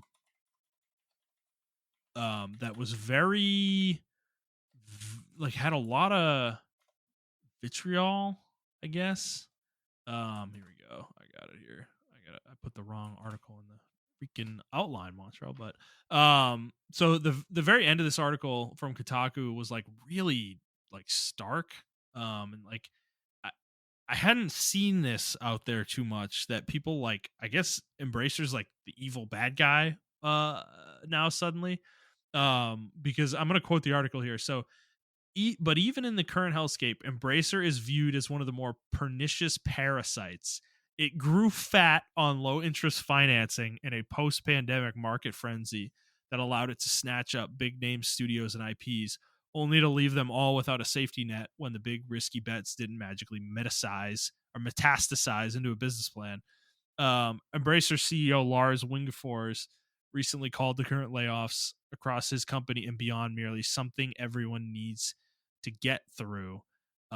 End quote. And I just found that wording like really like it's like really going at Embracer, which I'm not gonna sit here and defend Embracer. We've been talking about Embracer fucking since the show started 5 years ago. But that's kind of my thought process here is why is it suddenly now like Embracer's evil when Kotaku was barely even reporting on this back in the day when this shit was all happening? And I'm positive at one point or another, we on this show talked about their crazy acquisition spree as being extremely risky and probably not going to work out for them. It just was obvious. And it's like now, you know, I feel like this coming now from them is weird because it also is poor analysis because Gearbox sold themselves to Embracer 3 years ago, and that was after all the like all this crazy acquisition shit had already been happening for years with Embracer. So Gearbox and Randy Pitchford should have been smart enough to realize what they were getting into here, and maybe have had some second thoughts. But I'm sure Randy made a fucking absolute asinine amount of money off that fucking deal. And yeah, it's just irritating to me that you're like you don't even put any blame on Gearbox, and it's like to me that there is blame there. They decided to sell. They're the ones who said yes, we will sell to you, you know. And it's like you put yourself in this position, and that's the same for all these companies that are under Embracer. By the way, they all sold to Embracer. You know, you could have said no. You could have said no. That is an option. When somebody comes at you with a giant pile of money, there is a choice. I know it doesn't seem like it, but there is. So I don't know. Am I just old man yelling at clouds, Montreal? No, I think one, people only see dollar signs. Two, people don't pay attention to trends and stuff like that. And three, people do ignore history. Um, Mm-hmm. and four, unfortunately, yeah, like me and you are old men. They think we're old men yelling at clouds. And if we were young, they're like, "Oh, well, you're too young to know anything." So it's like you can't win and lose at this point, you know. So, Yeah. Yeah. um, yeah, I don't know, man. Like, and now, like Randy Pitchford's like you said, is like, oh, we're gonna leave no matter what. He's trying to look like he's the savior of everybody. Like, shut up, bro. Like, I don't know, Yeah. man. Oh yeah. Um, Yeah. I don't understand what companies are thinking. I mean, I guess if you're like you want some kind of security, right? It makes Mm-hmm. sense to get bought out by somebody, but then you run the risk of this shit happening, right? Yeah. Um, and Embracer just didn't have a track. It's not like you're getting bought up by Sony or Microsoft or Nintendo. It's Right. Embracer Group, and it's like Mm-hmm. they had, I want to say, next to no gaming history, um, besides what they were doing, and it was just so weird when we saw it. And then yeah, Well, like, remember they were THQ Nordic back in the day, oh yeah, that's right, they but were, so they came about out of the ashes of THQ, right? yeah. When that name was purchased, they changed their name, and they were a low level gaming publisher at that point. Um, and they bought the THQ name. They became THQ Nordic, which then got them some notoriety. And then they started buying for whatever reason. I don't know where they got all this capital from, but they just started buying IPs in like fire sales, like Time Splitters and all this stuff, like all the small stuff that was were kind of like dead IPs that nobody was buying, or nobody would I do feasibly remember work us on. talking about that. Yeah, I Yeah, remember us talking about that. and yeah, and then eventually it kind of came to a head at the end of the 2010s where they just started buying shit like crazy over like crazy expansion, to the point that it was insane. It became like a fucking meme. Like they had like 130 or 140 development studios under their umbrella, which is fucking insane for one company. You know, that is literally that's 4 times the size of Microsoft's footprint. Microsoft's footprint. In video games. So yeah, it never really made sense. So that's why so I don't know. I hope Gearbox gets away. I mean, they're not a bad studio. No, they're As not. much as I hated Borderlands 3, um for whatever reason in my brain I'm still holding out hope that maybe Borderlands 4 is actually a hit for me. Maybe it's every other game that's good, for my taste at least. Cuz Borderlands 2 I still feel like is a great game. Well, And Borderlands 3 just came and went, so it's not just you who feels this way. Like, I remember it came out and then it instantly just like went away, like it within a sold week. a shitload though. It did, yeah. Yeah. My brother's really into it. Actually, he was talking to me, but that's why I was thinking about Borderlands recently, and like, he loves Borderlands 3. He thinks it's awesome, and I'm like, man, I just don't get it, dude. I just like, I don't know. Like, I think the game sucks, but um, that's just me. I mean, if you want to hear my thoughts on that, you can go way back, to episode like I don't know what was it, 70 probably, Yeah. or whatever. Um, but yeah. Anything else on this one? Nope, that's it. All right, Montrell, let's move on. To our final story, which is Circana numbers for January 2024, which came out really late in the month, dude. Like last week of February. So I had looked for these last week, assuming they had come out, and they hadn't yet. I thought I was crazy. So here we are, January 2024, first month of the year. Total video game sales 5.069 billion this year versus 4.422 billion last year. 15% increase year over year. Video game content, this physical, digital, full game sales, microtransactions, subscriptions, etc. 4.445 billion versus 3.857 billion last year. That is a 15% increase as well. Video game hardware, 378 million this year versus 396 million last year. That is a minus 4% decrease. And then video game accessories, 246 million this year versus 169 million last year. That is a 45% increase. So pretty significant start to the year.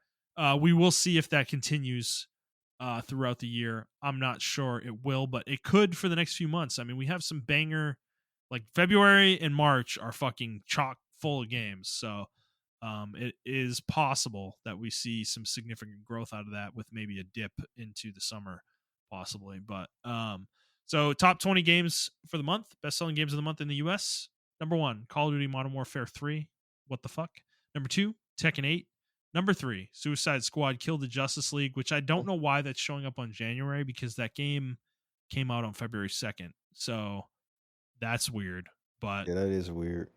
But Persona 3 Reload is also on this list at number 4, which also came out February 2nd. So kind of confused about that, but maybe the numbers aren't, it's not like first of the month to 30th or whatever. It's like, second through the second or something like that, the way they get their data potentially.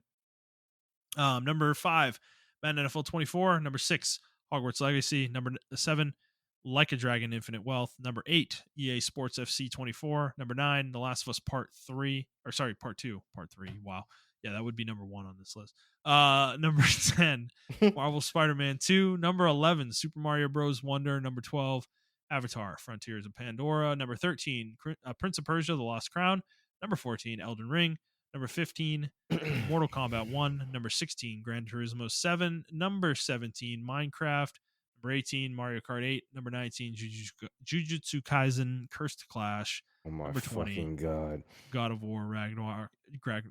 Is that another Ninja Storm fighting game? It's even worse. Go look at the gameplay. It's so No! fucking bad. Oh, It's so fucking bad, bro. Oh my god. They're like floaty.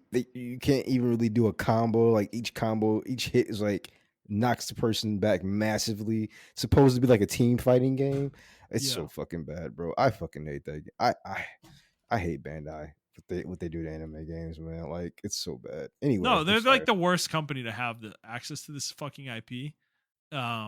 Legitimately, it's this game should have been like a single player fucking action style game, bro. Like, and they just turned it into another fucking arena fighter. Like it's like a 2v2 fight. What is this shit, man? Like, come on, bro. No, I'm sorry. I gotta fucking like what the wait. Do something, anything creative, anything, Bandai. Can you be remotely fucking creative and not rely on the fucking strength of the fucking IP? What is this shit? Oh no, this is awful. And the worst part, the worst part is not even the worst part is not even the gameplay, bro. Yeah. It's the fucking people that buy it, bro. Like they buy this game. Oh my and god.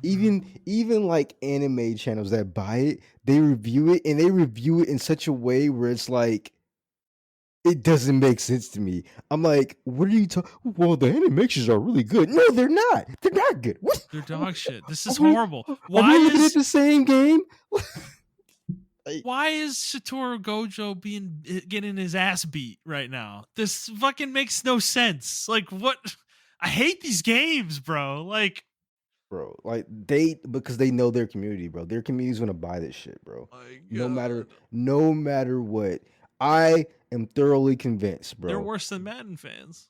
Yes, yes, yes. And I made the tweet, and people called me crazy. I said Madden fans and anime fans are the same people. You can't distinguish one from the other. I actually Like, think they're worse. I don't like this. Is what are you buying this game for? This is horrible. Don't support this shit. God, we have to send a message to Bandai, bro. And it's like a 2v2 fighter, and they're literally just fighting 1v1 on different portions of the map, you know? There's no team play happening at all. There's nothing interesting. It's just literally that's all it is. Like this is bro, I terrible. I watched one YouTube channel and he was trying to talk strategy, and I instantly got so mad. I wanted to leave a comment so bad. He's like, "So the strategy here is you gotta use this guy with this guy to do this." And there is no strategy. This game fucking sucks. How can you talk strategy in a game that fucking sucks? It fucking sucks. I would rather people play the Demon Slayer game. At least they actually tried with that game than this game. Like, at least they actually tried with like the new Naruto Ninja Storm game. They tried Yeah. with that game at least. Like Yeah. Yeah, like this game, give me an RPG or something, man. Anything. A no kart man, racer even. I'll take a no. kart racer I just to change it up a little, you know? no. I this game has made me real, and like the comments I was reading and stuff like that, right, has made me realize that there is a stark difference, a hard line of people like us who watch Yeah. anime and play video games. Yeah. There are people, and I think this is the vast majority of anime fans who do not play video games. They just watch anime. And then when they see their anime game come out, they buy said anime game. Like they don't like play the game. You know what I'm saying? And it's like I guess it's like the same for us, right? Like I'm an anime watcher, but I don't go into like the super weeds of the anime and watch like the super obscure stuff or whatever the case Yeah. may be. Yeah. So I guess it's that in that regard, but it's almost like how they get mad at us for like or like casual anime fans, right? For watching shonen, I need to understand this is what it is for us. Like this is like the shonen of video games, like the trash shonen of video games that everybody watches, right? Like this is what we get, and I'm not even excited for like I like the Dragon Ball Budokai shit. Like I'm so drained out of arena fighters that I can't even be excited for that shit anymore. I'm just like, ugh. All right, well, how many Yeah. variations of Budokai Tenkaichi did we get? We got a fucking Yeah. Kakarot. We got a fucking Xenoverse. That's what We this is. got This is a shitty Tenkaichi ripoff, dude.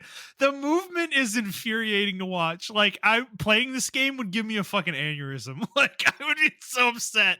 There's no fluidity at all to any of the movement where like characters like move in these like short bursts of movement and just fucking like, oh my fucking god. They don't turn I properly. I Like, don't understand how you can watch a show or anime like Jujutsu Kaisen and then make this video game. I me just really don't get it, either, me man. either, and then buy it. The people who buy it, you're like, bro, Jujutsu Kaisen is the coolest anime in the fucking world, and then you see this game, and you're like, oh man, this is it. This is the game. No, it's not, bro. This is not it. This could be so much more than it is. It's beyond infuriating. Like, You know, it would further add to my infuriation. yeah. Fucking Scarlet Nexus just hit 3,000 unit or 3 million units sold, and I'm just like, that's a game they actually tried on. They actually tried on that Well, game. dude, you remember Dragon Ball Z Kakarot? Did you ever Yeah, play that game? no, I haven't played that game. Yeah, so I that game was, I remember I played it and I think I talked about it on the show actually. And you did, yeah. yeah, and I liked the game. Like I thought it was a good game. Like I really enjoyed it. But did I sit here and call it a masterpiece? No.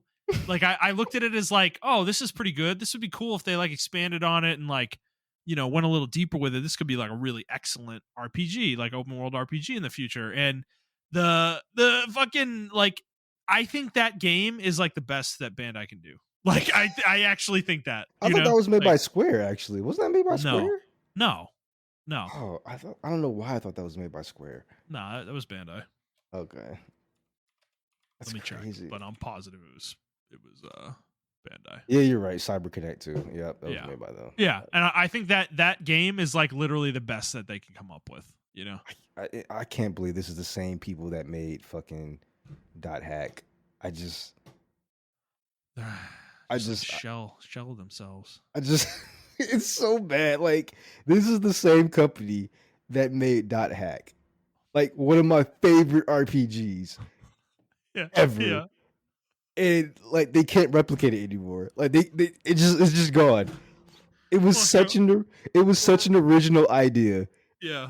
Like you can't get it back anymore. Like that's No, it for dude. it. I'm watching a video gameplay of this game. And what do you think the comments are? Positive or negative? Overwhelmingly positive. What are you talking about? Yeah, dude. People love Literally. this game. Oh, the game doesn't look that bad, honestly. Her playing is usually look kind of wonky and too floaty, but Gojo and Nobara gameplay looked perfect. Like, what are you talking about, dude? Oh my god. I implore you one day, just log on and like type in Jujutsu Kaisen reviews and like look at the people reviewing it. They love the game, bro. They love it. They're like, oh, it's actually quite decent. And it's just like, bro, what are we playing the same game? Are we Yeah. watching the same game rather? Because I didn't buy this shit. buy this shit. Like, are we watching the same game? I- yeah, I man. just I just need It's something though, creative. Anything, dude. Like anything. Go weird. Make a party game, you know? Like a Jujutsu Kaisen party game. Like a Mario Party fucking party game. You you know? know what? I was so glad when they made Dragon Ball Z Breakers. That's what it's called. When they made that game, I was so happy. I'm like, wow, they Yeah. actually tried to think outside the box.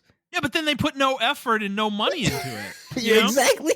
Like it's like a nothing burger of a video game, you know? And it's like that it's just fucking I can't wait till they like go belly up. Like I can't. They're They're never never going going to to Yeah, because they're never going to because you know they own all this like fucking anime and yeah, they're the EA of anime, bro. yeah, They because they know own they're. Shonen Jump, don't they? I think so. Yeah, yeah, Or they have like an exclusive deal with them. That's why we never get like games outside of like yeah, whatever. I think they own like some kind of exclusive like partnership or deal with them, where they have to go to them first to make the games or whatever the case may be. yeah, Um, yeah, yeah. because I'm wondering like, could you imagine like Capcom getting their hands on this Platinum Games, like Respawn Entertainment getting their hands on like a fucking Gundam game or something like that? Yeah. Like, can you Yeah. imagine that shit, bro? Like, I know, dude. That's what I'm saying. Give this to a competent developer with like real credentials and oh my god, man, it makes me so upset. Like it makes me it reminds me of the Madden conversation in a much more significant way. Like Madden is one. It's literally one thing, right? Football.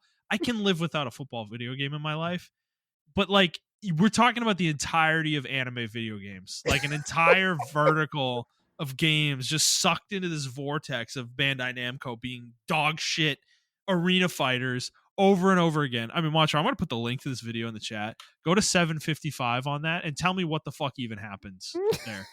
like I have no idea what in the fuck even happened in that point in the video. It's like so fucking dog shit, dude. Like it's crazy.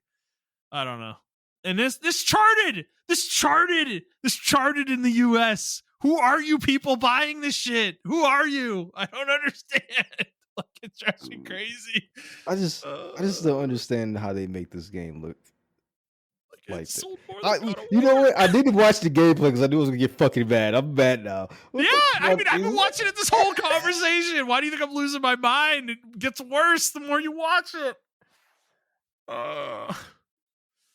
Yeah, I mean, anyways, I don't know. Like, I don't want to stick on this like too hard, but like the rest of the list, I don't know why Grand Blue Fantasy Relink's not on here, and Persona 3 is because they came out on the same day. That's weird because we know for a fact it sold more than Prince of Persia: The Lost Crown, which charted at 13. So I don't know. That's weird. Yeah.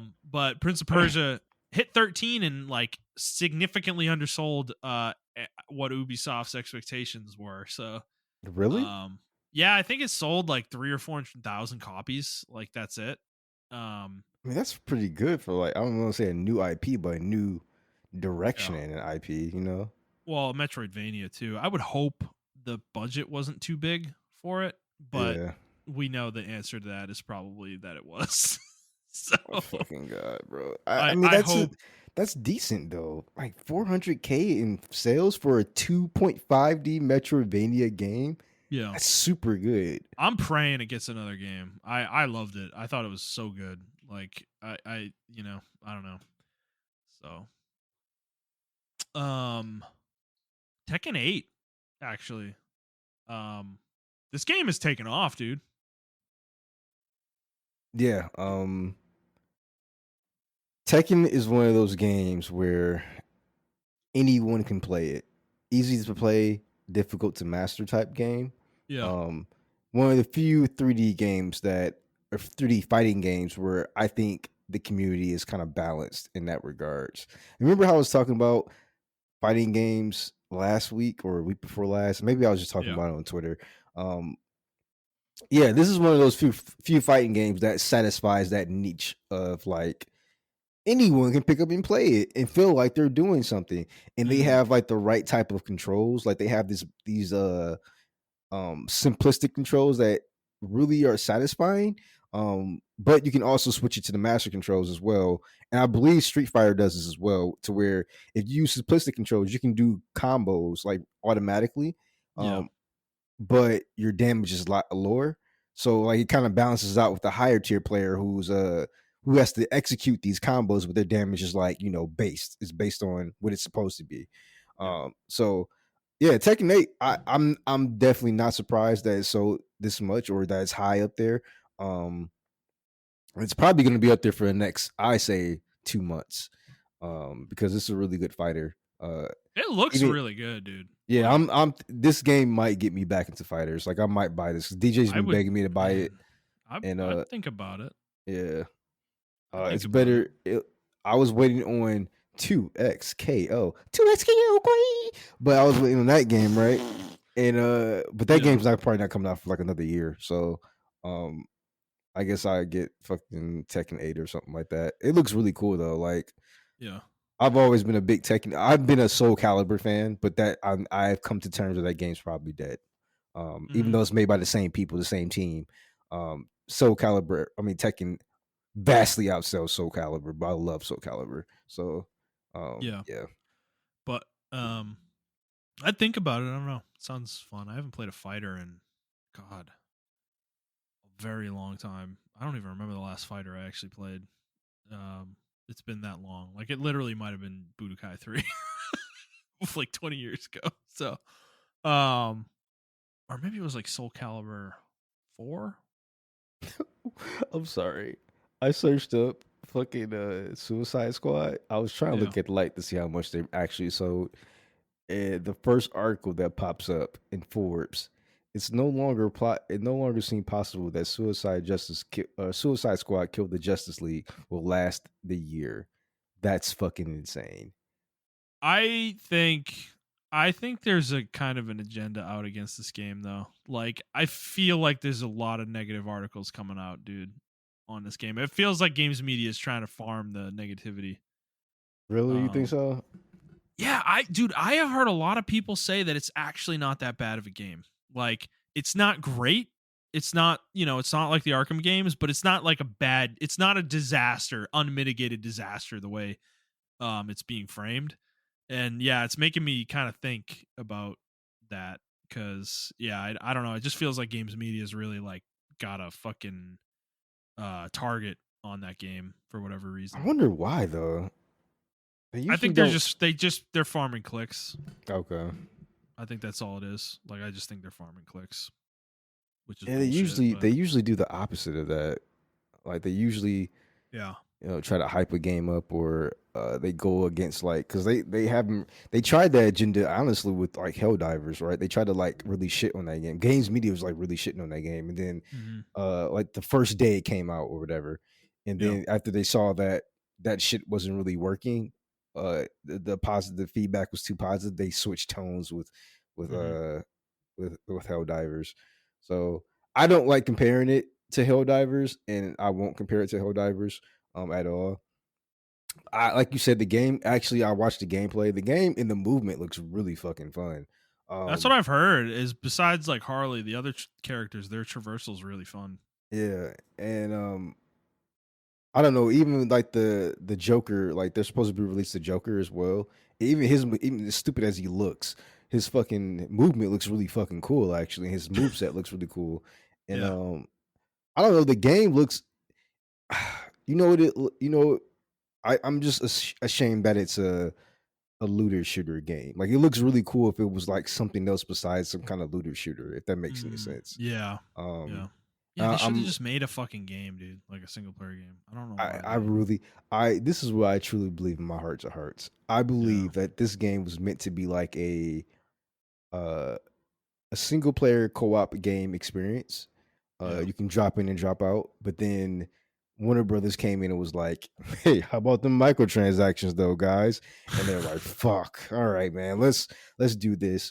And yeah, and that's how we have what we have today. So Mm-hmm. I don't know. Yeah. Also, it was just really weird that everyone was like, "They're actually killing the Justice League." Whoa! And I'm like, it's literally, it's literally in the It's title. fucking called like yeah, it's in the fucking title, bro.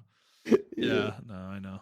It's I don't know. The whole reaction around that game has been, It's I don't know. We it's weren't high on it. We were shitting on it too, but nah, like but we I were don't think it shitting on it for was like this different reasons though. for Like the we have live service shit. Yeah, yeah, like yeah. people were like the game came out like, oh my god, I can't believe Captain Boomerang peed on fucking Flash. And it's like, bro, Captain Boomerang and the Flash are like mortal enemies. What are we talking about right now? Yeah. Mhm. Oh my god, they made a dick joke. And it's like have we read the same comics? I mean, have you watched the shows? Have you watched the Mhm. movies? Like, Yeah. these are criminals. Like, they don't give a fuck. Like, what are you Yeah. talking about? The only reason they're fighting good because they got a bomb collar strapped to their fucking neck. Like, Yeah. it's I don't know. It's just weird. Like you said, there's clearly an agenda out. I don't know what Rocksteady did to piss in everybody's fucking cereal, but it is what it is. I would want Rocksteady to make a better game too, guys, but this is This the isn't how we tell them though. yeah, exactly. By saying their game is going to close in less than a year, like they're going to close in less than a year if that happens. Like, which I don't think anybody really fucking wants. So, Yeah. um, anything else on the top 20 list you want to call out? No. Actually, you know what? I don't like Persona 3 fans. That's all I'm gonna say. All right, we can go ahead. I mean, No, bro. They're pretentious. they're They're no. pretentious. I'm not defending them. I'm not defending them. No, you're totally right. They're like Persona fans in general are really annoying. Like, there's a certain type. Like, I'm trying to compare it to something. Like, I'm thinking like there are games out there that are really good video games. Yeah. Like Persona's one of those franchises, right? Where they're like amazing games. Excellent, super fucking excellent games. Yeah. But then and Xenoblade Chronicles is another one of these games. Oh my god. But You're so right about that. but the there's a fan base. There's a very vocal fan base that is like they're the most annoying people on the planet, and they do the opposite of what they want to do, which is evangelize their game and get people to play it. And they literally are so fucking annoying that I never want to touch the game they're talking about. You Yeah. know what? I have Xenoblade stand account on my fucking Twitter Yeah. bio or whatever, right? Yeah. So a lot of Xenoblade fans started following me, and I literally had to block a couple of them because if they weren't weird, they were just tweeting dumb shit, and I was just like, I can't do this anymore, y'all. I am gonna separate myself from the fan base. I love this game, but the fans are fucking weird. I can't do it with Xenoblade Chronicle fans. Yeah. I understand why they act the way they act because the game kind of facilitates that, you know? But at the same time, it's just like, I don't know, man. Well, And Persona 3 fans are the same way. They Yeah. have this like hard on for Junpei. And I'm just like, bro, like, fuck that character. One of my friends was like, fuck that character. And he got fucking ratioed so hard. They actually reported his account. They reported, and he got like literally banned from Twitter for like 12 hours. Oh my He couldn't God. tweet. Oh, that's brutal. brutal, dude. Yeah, no, it's just it's taking it too far, man. You know, it's just like I mean, you can love a game, you know, you can love a game, but you don't have to shove that love down everyone's throat, you know? Like no one else needs to care. Like it's not I don't know, man. Like I love Xenoblade Chronicles, right? I'm probably the biggest Xenoblade Chronicles fanboy that any of you listening to this fucking know, you know? Like, you know, even those people on Twitter, like I probably love the game more than they do, you know? No, yeah, Um, oh but my god, bro. I don't No, talk about it like it's like fucking I don't know, like it's like the next like the next 10 commandments have graced the fucking earth, you know? no, It's like bro. No, bro. Listen, God, I got so upset because I saw a tweet, right? And the dude was totally right in his tweet. He's a fucking piece of shit. He got outed for being like some kind of like weirdo with like porn and child porn or whatever, right? yeah. But he was fucking right about his fucking tweet about Xenoblade Chronicles 2, right? He was like, hopefully Xenoblade Chronicles 3 doesn't have the same bullshit and snuff that, Xenoblade Chronicles 2 has. And I'm like, he's kind of right about that, right? Like Xenoblade Chronicles 2 was clearly just fan service. I don't mind the fan service. It was a little bit obnoxious at times. I mean, Pyra's outfit was crazy. Can we all agree that? Like Mithra crazy. too, dude. Yeah, Mithra's. Hers I was think even crazier. I think hers was more conservative than Pyra. Pyra just had No, she had the boob slit in between the boob cleavage, didn't she? yeah, but Pyra had the fucking bodysuit up her ass, literally wearing a thong. Like what? Like wait, did we play the same game? And then if How you is there get, not a Xenoblade Chronicles gotcha game yet? I don't understand. Like, what are you doing over there, Nintendo? I'm not trying to give you all ideas I or really anything, think it's but because of Monolith Song. I think Monolith Song was like, they're no, stopping it. They're like, yeah, no, we're not doing that. We put it in the game as an idea, as a gameplay mechanic, not so you can milk it the way you've milked Fire Emblem. but no, like, but no, you will if you spend enough time on like the Twitter and like especially the Reddit, Mm-hmm. you would come to find out that the majority of the fan base has only played two. And that's all they played. Then they played Oh, three. They never touched one. And I personally think one is the best one. And you're not a fan. I'm sorry. You're they you're you're a never touched fake one. poser. Dude. If I'm sorry, I'm gonna be a gatekeeping elitist right now. Like if No, you have played, we need to bring gatekeeping back. We need if you to. if you played Xenoblade Chronicles 2 as your first Xenoblade Chronicles, and then you played 3, and you have not gone back and played 1, I don't care about your opinion. You're not a No, real a fan. lot of them either they did do that right. They played two, they went back to one, and then they went to three, right? Or they Yeah, just played two and they never touched anything else. Or yeah, the vast majority of them though played two and never went to anything else.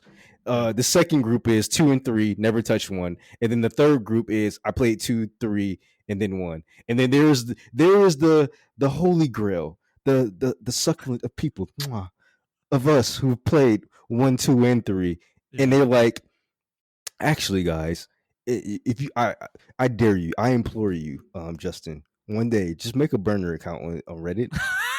And no, if I think I might do it for an experiment. Yeah, And yeah. just type in there. I think Shulk is the best MC out of all the Xenoblades. He's better than Rex, and then put your reasons why, because you already know why we're It's gonna say not Rex. even close. We're gonna say this, right? We're gonna be like Yeah. Rex is just not as he doesn't have the drive that fucking Shulk has, the character development, none of that shit, right? It's not even there. It's what I would choose. I think Noah is a way better MC than Rex. Rex is like bottom tier. Absolutely. Rex isn't a good MC at all. Like there's If you put that on Reddit and watch your account get locked. Montrell, we have to do this with the main players take account. We should just do this with that account and like watch the world burn around us as we get 80,000 listens on our shows.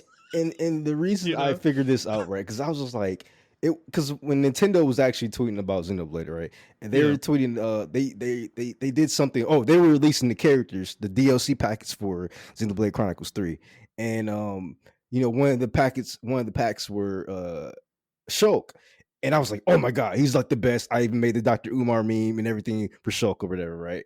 Um, like He can only be the number one, whether you like him or you don't like him. He Yeah. is number one. So that was the shock meme I made, right? And Rex, they released Rex too, right? And I compared the likes ratios, and no joke, he got like 3 to 4, maybe in the 5 times the likes that show got. And I couldn't believe it. I was like, is it because he fucked like 3 girls? Is that what he's it the is? Giga Chad, man. That's what it is, dude. It's all these closeted, like, I don't know. I'm sorry, I don't want to make a blanket statement, but I'm kind of about to. That it's these people who are losers. Like, I feel like that wish they were that cool, you know, that they could fuck three women at the same time and they'd all be cool with it, you know. It's like I don't know. By the way, like, that's not actually cool in reality either, bro. so. I Like, can let's I be can real. barely. The fact that they made that canon is unbelievable. It's annoying that they actually leaned into that shit. I can't believe they did it. When I saw the picture, I was like, no, they didn't do this. I lost my mind. I was like, no, they didn't do this. They really did it. They did it. They just fed it to the fan. It's what it's like. It's like reading someone's bad fan fiction, and you're just like, this is canon. We can just, I don't know. We can leave Xenoblade 2 in the past, you know, with the future entries in the series. Like, Rex got his happy ending. No, man. I think unfortunately, and then there's a small. Oh my god, Justin. There's even a smaller sect of. I call us the holy grail, the ones who are sitting beside God, the Xenoblade God, right next to him, who've played Xenoblade Chronicles X and beaten it, like who've played there, and we just like, man. Montrell, like, Goat. yeah, we need to bring gatekeeping back. I forgot about X. I really did forget about X, and that's a shame because you're right. We are the true Monolith Soft truthers, you know, the Monolith Soft truthers, because we all we believe this is the gospel, everybody. Okay, this is the mission that we have to evangelize to everybody. Xenoblade Chronicles 1 has the best story in the franchise. Yes. Xenoblade Chronicles X has the best gameplay in the franchise, hands down. Also the best world building. Yes. 2 sucks. Hey, okay. I can't let you just do that. I mean, it doesn't suck. It's just it's the worst of the 4. It's the weakest one. It's the weakest one. 3 is solid all around. No, you know why I don't like 3, and I'll tell you why I don't like 3. 3 is a cop out. 3 is like, oh, I want to please everybody. Let me give one side that has Xenoblade Chronicles 1 combat and another side that has Xenoblade 2's combat. Like, it was a cop out, bro. It was a fucking cop out. No, you're totally right. I agree. I do agree with you. So, but, yeah. We're the truthers, man. We are the truthers. Xenoblade truth. Self-proclaimed. That should be our fucking first YouTube video. The Monolith Soft truthers, and we'll explain why Xenoblade Chronicles 2 is at the bottom of the totem pole, and we'll probably get this. We're gonna make a Xenoblade tier list. Let's do it. Yes. Let's fucking do it, man. Oh my god, we're gonna get wrecked, bro. Oh my god. That's an amazing idea. I love it, actually. I think this is a great idea. We need to do a game tier list and then a character tier list. And we're gonna put Pyra. We're gonna put Pyra as far down at the bottom as we possibly can. Because not only I play the game in English. I don't know about y'all, but not only is the character like design crazy, but her voice actor is literally one of the worst voice actors. It's the most boring voice performance I've ever heard in a video game. There's no emotion in that character whatsoever. Not an ounce of it. It's crazy. It is crazy. I think her mythical performance was better. Absolutely, 100%. That character, when that character came into the game, it made the game way more interesting. Like, I was sleeping with yeah, I don't know. Oh man. All right, how did we even get here? I don't fucking know. Oh, Persona. Persona. Right. Yeah, Persona. Yeah, Persona. Yeah. Like a Dragon, Infinite.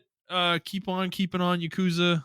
Good job, Sega. Yeah, you know what? I love that fan base because we're like Chads. We're like, hey, play like a dragon. Just play it, bro. You play Yakuza 3? Just fucking play it. Like I don't care. You can Yeah, skip it. You can skip all of them. Just play it. Like, I don't fucking care. Do I need to go back and play one? No, maybe. I mean, if you want to know the whole story, yeah, just play it. Like just jump into Yakuza, and then you're going to automatically want to play all the play other the rest of Yakuza. them. Yeah, Yeah, you're gonna want to play the rest of them. yeah. So I love Yeah. that fan base, man. Yeah. Last was part two. They released the remaster last month, didn't they? That's why this Yeah, charted. I was like, dude, it was like 167 in December, and it went up to 9. Like, what the fuck? But damn. All right. Well, Sony making some more money off that game. Maybe they'll get up to 15 million sales at some point, and they'll call it a success after 4 years. All right.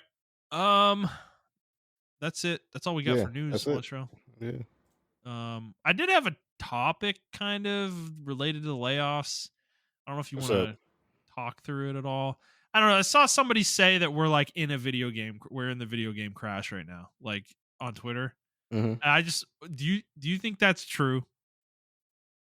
Because I don't. I mean, we just went through the sales numbers. Like, we're not in a crash. Like, a crash would be a serious like reorganization of the entire industry.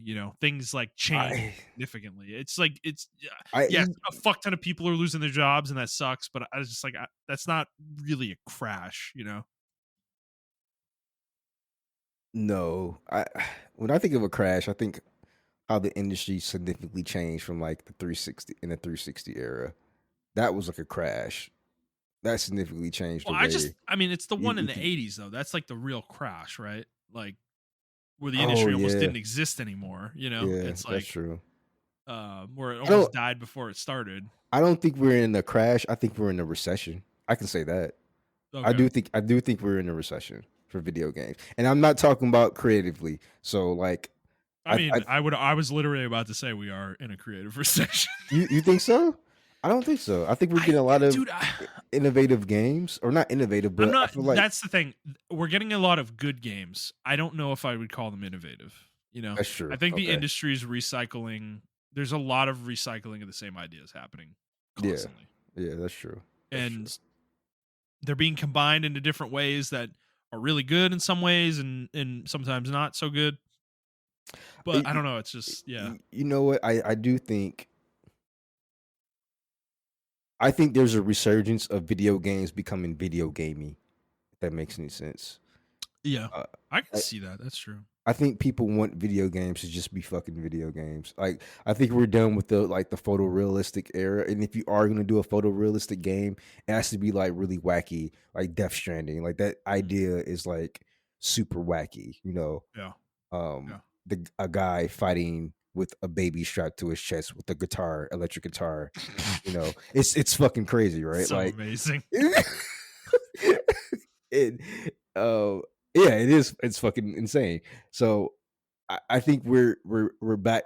We're going back. Like the idea of Helldivers coming out like 5 years ago would be Mhm. absolutely, that game should have tanked. Well, Helldivers did come out like 5 or 10 years ago, right? But like Helldivers 2 or whatever, how campy that game is or whatever, Yeah. it should have tanked, in my opinion. But the Yeah. fact that it's not tanking is showing that people want gamey games back, like Yakuza Like a Dragon, Mhm. or Infinite Wealth. Like that's a video game. Like that's a gamey game, and everything like that. These games are selling because people just want video games back, in my opinion. Yeah. So I do think in that aspect, we're like even Prince of Persia is like, even though it's not up to Ubisoft standards, like that's a video game, in my opinion. Absolutely. It's so You know, good. It's so good uh, too. Yeah. so even like Tekken is the most video. It may look photorealistic, but it's the most gamey of games once you learn the story. It's so fucking dumb. It's the Mhm. stupidest story ever, and I love it. But like um, I think people just want that shit back, man. Like I don't think I think that's where the recession is coming from, or the why people feel like the game industry is crashing, is because now we're losing all these uh games that are being made for monetization.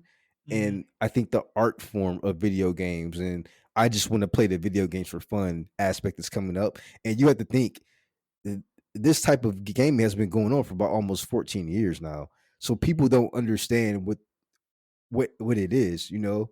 Um, I saw a post where they were comparing Helldivers like movement, right? And like he was jumping backwards, and he had the, and you know he can do all these type of things or whatever. And like people were amazed by it, like, wow, I can dive backwards and have the gun pointing forward, and like it's almost like my torso's on a different arc and everything. And then he said the kids yearn for Resident Evil 6, and I was like, that's true.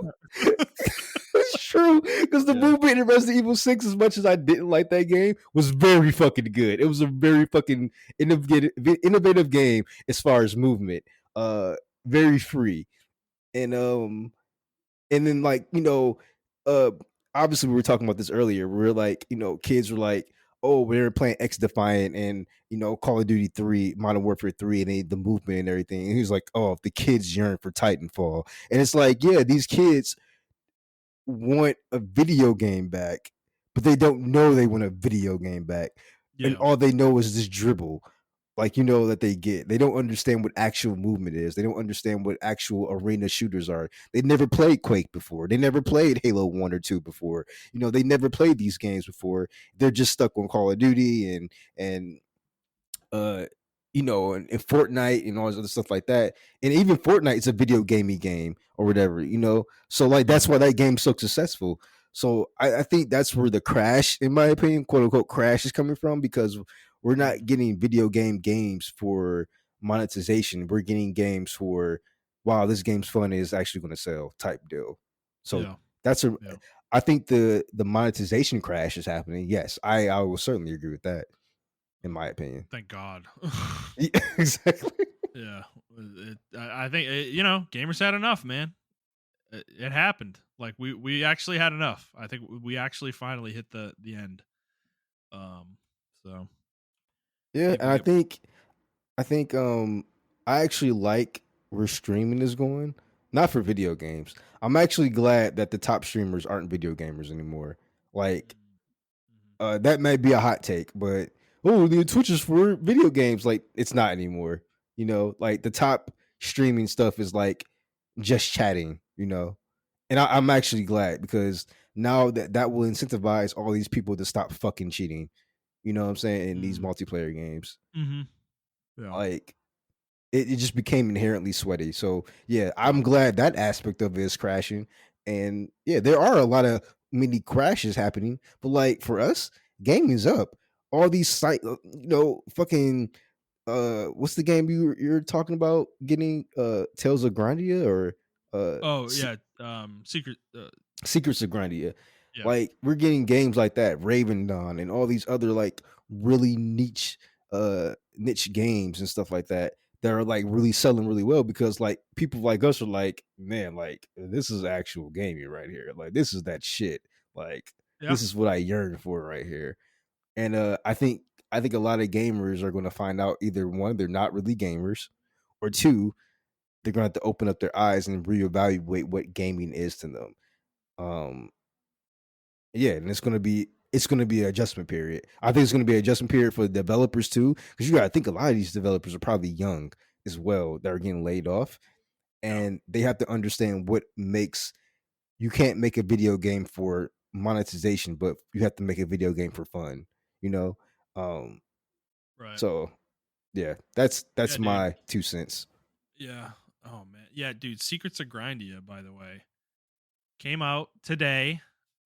It's $15, and it actually is 10% off today for the next week during its release week. Like, these people have been working on this game for 10 for like, I think it was 13 years. I said, like, the fucking blog went back Yeah, to. yep. And fucking dude, they're only charging $15 for this game that they've worked on for that long. Like, this is, I mean, this is the kind of developer you got to support. And dude, like, you like, this game has 92% positive, or 90 to 92% positive reviews on it. It's like, I don't know. These are the kind of games we got to support, man. It's like, I don't know. I might end up, dude, $15. I might buy this game. I might be playing this shit tonight, this weekend, I like, mean, I that's a fucking Chipotle meal, bro. Just do it. for real. It literally is a Chipotle burrito. Dude, you are not wrong.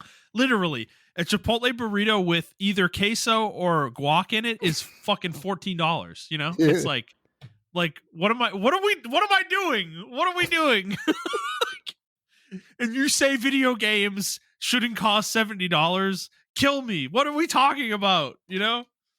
But we're gonna go to Chipotle and spend $30 on a burrito with fucking chips and queso. Like, Well, I saw another post today, um, and the guy was like, "I want the sweet spot for video games, 15 to 20 hours. That's like the perfect video game length for it me." is. And I saw people in the comments actually agreeing with him. Like he was like, "Yeah, like I'm tired of all the bloat."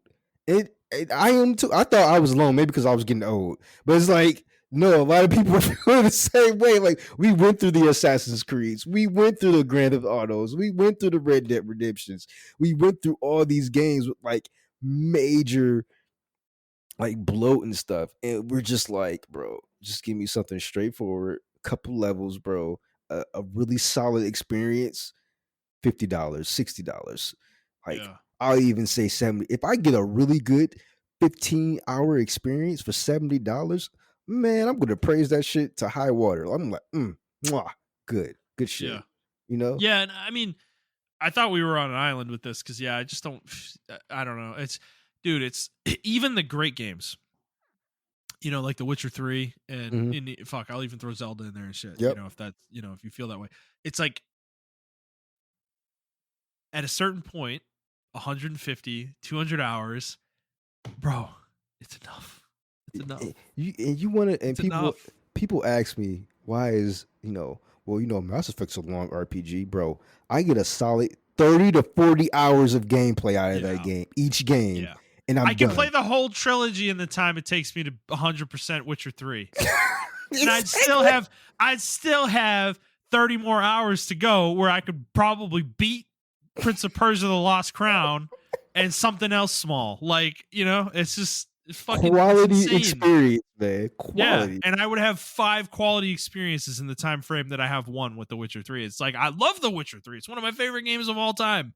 I'm not kidding, but it's like I don't need every single game to be that. I don't. Like with Zelda, for instance, right?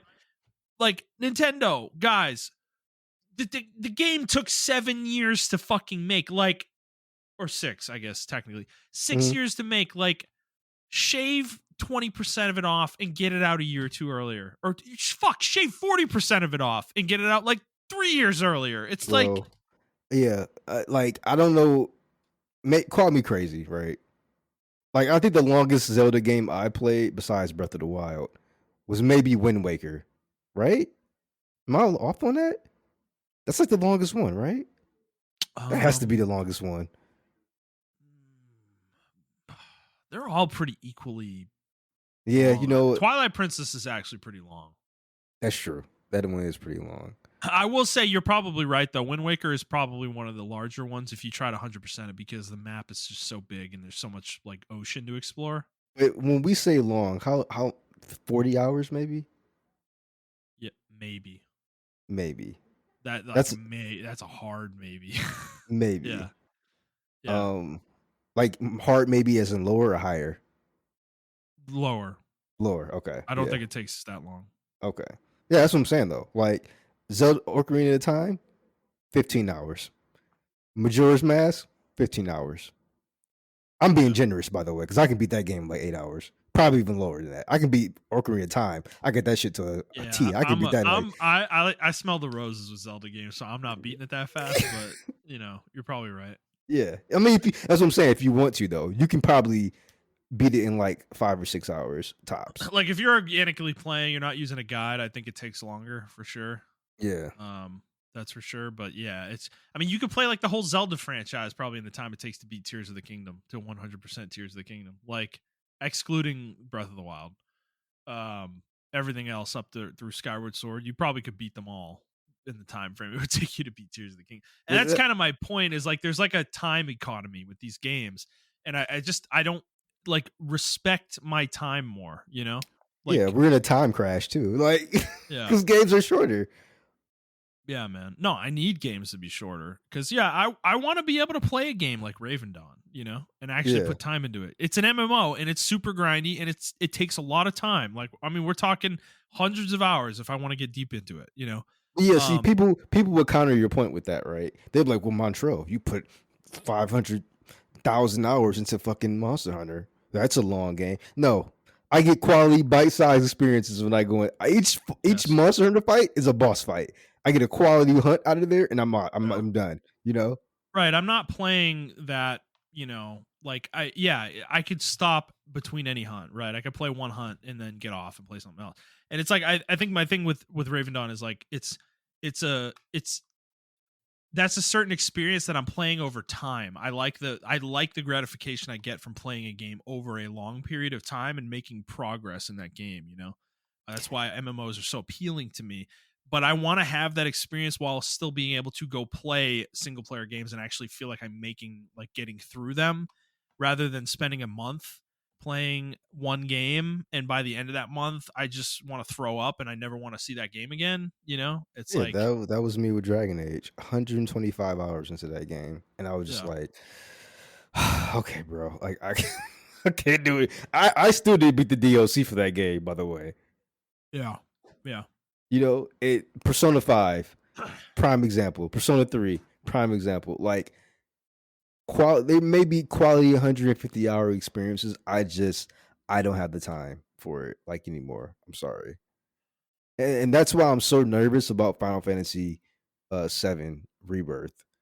Mhm. I'm really hoping it respects my time like Final Fantasy remake did. Yeah. I just I don't know. I think this is the issue. This is why my backlog is so huge is cuz all the games in my backlog are 150-hour games. And Yeah. I'm like I don't feel like I'm ever going to make the time to play them, because it's just it's too like the, the amount of time I need an entire month free to be able to play one of those games. And it's just when does that happen? I don't know. We might have a few months this year with that are kind of light, and I'm kind of hoping that happens. But the early part of this year is so heavy that I'm probably going to be playing these games through June. The shit that's coming out this month. Honestly, like realistically, and then even saying that, Stellar Blade is interesting enough in April that I want to play that game too. Um, so it's like and I don't know. We're this is like first world problems. We're whining about how we can't play all these fun video games. It's like it is a stupid I conversation mean, in it's a video reality, game but podcast. Like but it's we not like it is a video game podcast, and it's like a part of our lives that I care about. I'm very engrossed in this hobby. Okay, I want to be able to experience all these cool games, and I don't know. There's too I many of just them. I They're don't too want to big. be in somebody's world for that long. Like I'm sorry. Like Right. I It's love just Persona 5. it's a very specific game that is like Xenoblade Chronicles 1. Yeah, yeah. That's a world I can stay in for a while. I did every I 100 I have okay, I won't say 100% of Xenoblade Chronicles, but I've done everything up until like the post game end game shit. I've done all the side quests. I leveled up all the fucking social links. I got the towns like totally built up. Colony 6 is like fully rebuilt and crazy and shit. I did all that shit, man.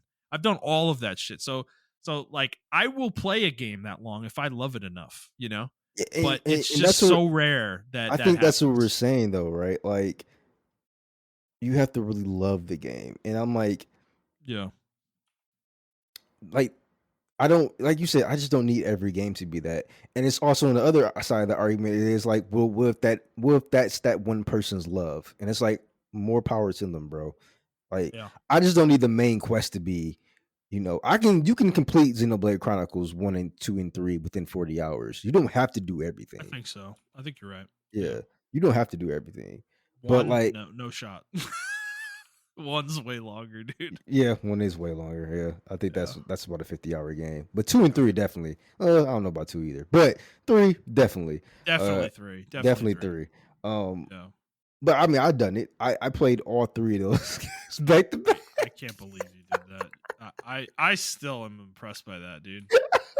That's just wild. I love the series that I couldn't possibly fucking bring myself to do that shit. Like, I don't know. Like, I've been thinking about that since you did it, and I want to do it. You know, to like I wouldn't prove to recommend myself it. that I can. I wouldn't Yeah. recommend it because this kind of spoils everything else for you. If you love the series and the combat and everything like that, Mhm. once you're done with it, first of all, you're not going to want to go back to it, and then second of all, you're not going to want to play anything else because it's nothing like that experience. Yeah. And that's what it was for me. And I was just like, damn, what the fuck, like this is crazy. Like I don't want to really go back to those experiences, but there's nothing else that will satisfy that experience that I got from it. Because Yeah. especially Xenoblade, I would say Xenoblade Chronicles 2, one of the I didn't overlevel myself with it. And the bosses were really hard for it. Yeah. And there was a certain part where like the the chain attacks really clicked for me, and I was just like, "Oh my god, this shit is so fucking." I'm using this shit strategically. I'm blocking reinforcements for the fucking boss, beating his ass. I got the chain. Ooh, ooh, it feels so good, and I was just Yeah. like, I didn't get that feeling anymore from Xenoblade Chronicles 3. I didn't get that feeling Yeah. anymore. Because the chain attacks take 25 minutes to get through. I Yeah. can't believe they did. Whoever even thought of Who that. designed that? I don't understand like how that got through the game, like through QA and playtesting. Like I don't understand that one. We I still boggles my mind, bro. Like, but anyway, like that's what I feel, and I don't know. Even those games, right? I feel like the game respects your time. The story just keeps moving. In all three of the games, actually, the story just keeps moving. Even in two, the story is weak, but it just keeps fucking moving. There's a quality, like action scene or some kind of quality something within each one, right? Whereas yeah, compared to like, oh, this is gonna be a hot take. Compared to like Persona 5, right? I don't fucking care about dating them. I just don't yeah, fucking care. I'm not in high school anymore. I don't fucking care, y'all. I'm sorry. I don't want to take, you know, I don't care about answering the phone and being taking somebody out for dinner. Like, hey, guys, you wanna go fucking like, no, I don't fucking care, bro. I'm sorry. you're wrong though. I mean, those games are really good. I'm sorry. I just don't fucking care anymore. You're just Like, mad at Persona fans because they're annoying. they are. They are. I'm trying to piss them off even more. Yeah. I do care about that shit. That shit's fun. But at the same time, it's like, Mhm. I don't know, man. I don't know. But yeah, that's I don't to answer your initial question though, I don't think we're in a gaming crash. I think we're in a transition, like you said before. There's just Yeah. a huge transition going on. The way games are going to be made, the way games are going to be played, the way games are going to be presented, and Yeah. uh it even advertised and everything, because now I don't think you can depend on the streamer to popularize your game. I don't think you can depend on marketing to popularize your game, or always rely on numbers and everything like that. I think you actually have to try now. Even Madden, right? The numbers get lower and lower. It's minuscule, but they do get lower and lower every time they Yeah. get released. Call of Duty is the same way. Like they get lower and lower every time they release, and even their fans are like, "All right, this is like not a good quality. This is not a good game anymore." Um, and yeah, I think everything just kind of happened at the same time. To be honest with you, well, not really with Madden fans; they're still there. But Call of Duty fans, like they're waking up. They're like, I don't know about this one, guys. Like maybe you Mhm. guys need to like put this on ice for a while. I've actually seen some Call of Duty fans say that. So they're looking for other games to play and Yeah. everything of that nature. So Yeah. um, yeah, I agree with you. I don't think there's a crash per se, but I think there's just a huge shift. I think a lot of these developers that out of these 8,000 plus developers that got um uh let go, some of them are probably just gonna retire. Mhm. Um some of them are gonna join other teams, and then some of them are uh gonna make their own games. I when I look at these like layoffs, I look at like some of the developers like, yeah, they're going to be fighting for getting other jobs and stuff like that. But I see other developers who are either going to like make quality like indie projects or something of that nature. Um, it's Yeah. funny. Uh, I think this is appropriate. I mean, this is a mature show. Uh, I read an article about like like when Steam released the Source Maker engine for people to make Mm, like everything like that or whatever. yeah. Um, a lot of like the hidden handles that make the quality like SF SFM porn. A lot of those people were either in the industry as far as like game developers or animators or something like that, and they're like, I can just use my talents to make sex content, and they did, and they're some of them are making like bro, millionaires. Like they weren't millionaires before when they were working in the industry, and now they're millionaires making money off this content that they're making. You know, you see what I'm saying? Like, Yeah. so there's always like, I don't want to be that free market guy, like, oh, capitalism is the best. But like there is an opportunity to, Yeah. for these people to use their talents in other ways and everything like that. Some people are programmers, they don't have to program games, they can be programmers in like fucking for the government or something of that nature, for corporations or something like that nature. So um, there's a lot of hidden talent within the game industry. Like video games is not just their main talent. Like it is an actual like superpower that they can actually use for other means, if that makes any sense. So that's why I Mhm. do have a lot of respect for like game developers, because they can take their talents anywhere. Like my friend Tori, he can go into movies, he can go into animation, he can go back into video games if he wants to, and he has the clout and the drive to make the video game of his own if he really wanted to, so Mhm. um yeah, Yeah. that's my 2 cents. Gotcha, man. Well, well said. Well said, sir. Um, all right. Well, that's gonna be it for us today, guys. We hope you enjoyed this episode. If you liked the episode, please like the show, review the show, and subscribe to the show whatever feed you're listening to it on. And please share it with your friends. If you'd like to interact with us on Twitter, you can do so at iTrap for the Hokage for Montrell. That is the number 4, not the word. I'm at Thundernote01, and the show is at the Player's Take. If you'd like to send us a question, you can do so on Twitter, or you can send us an email to playerstake01@gmail.com. That's it for us, guys. We hope you enjoyed this episode. We'll see you next week.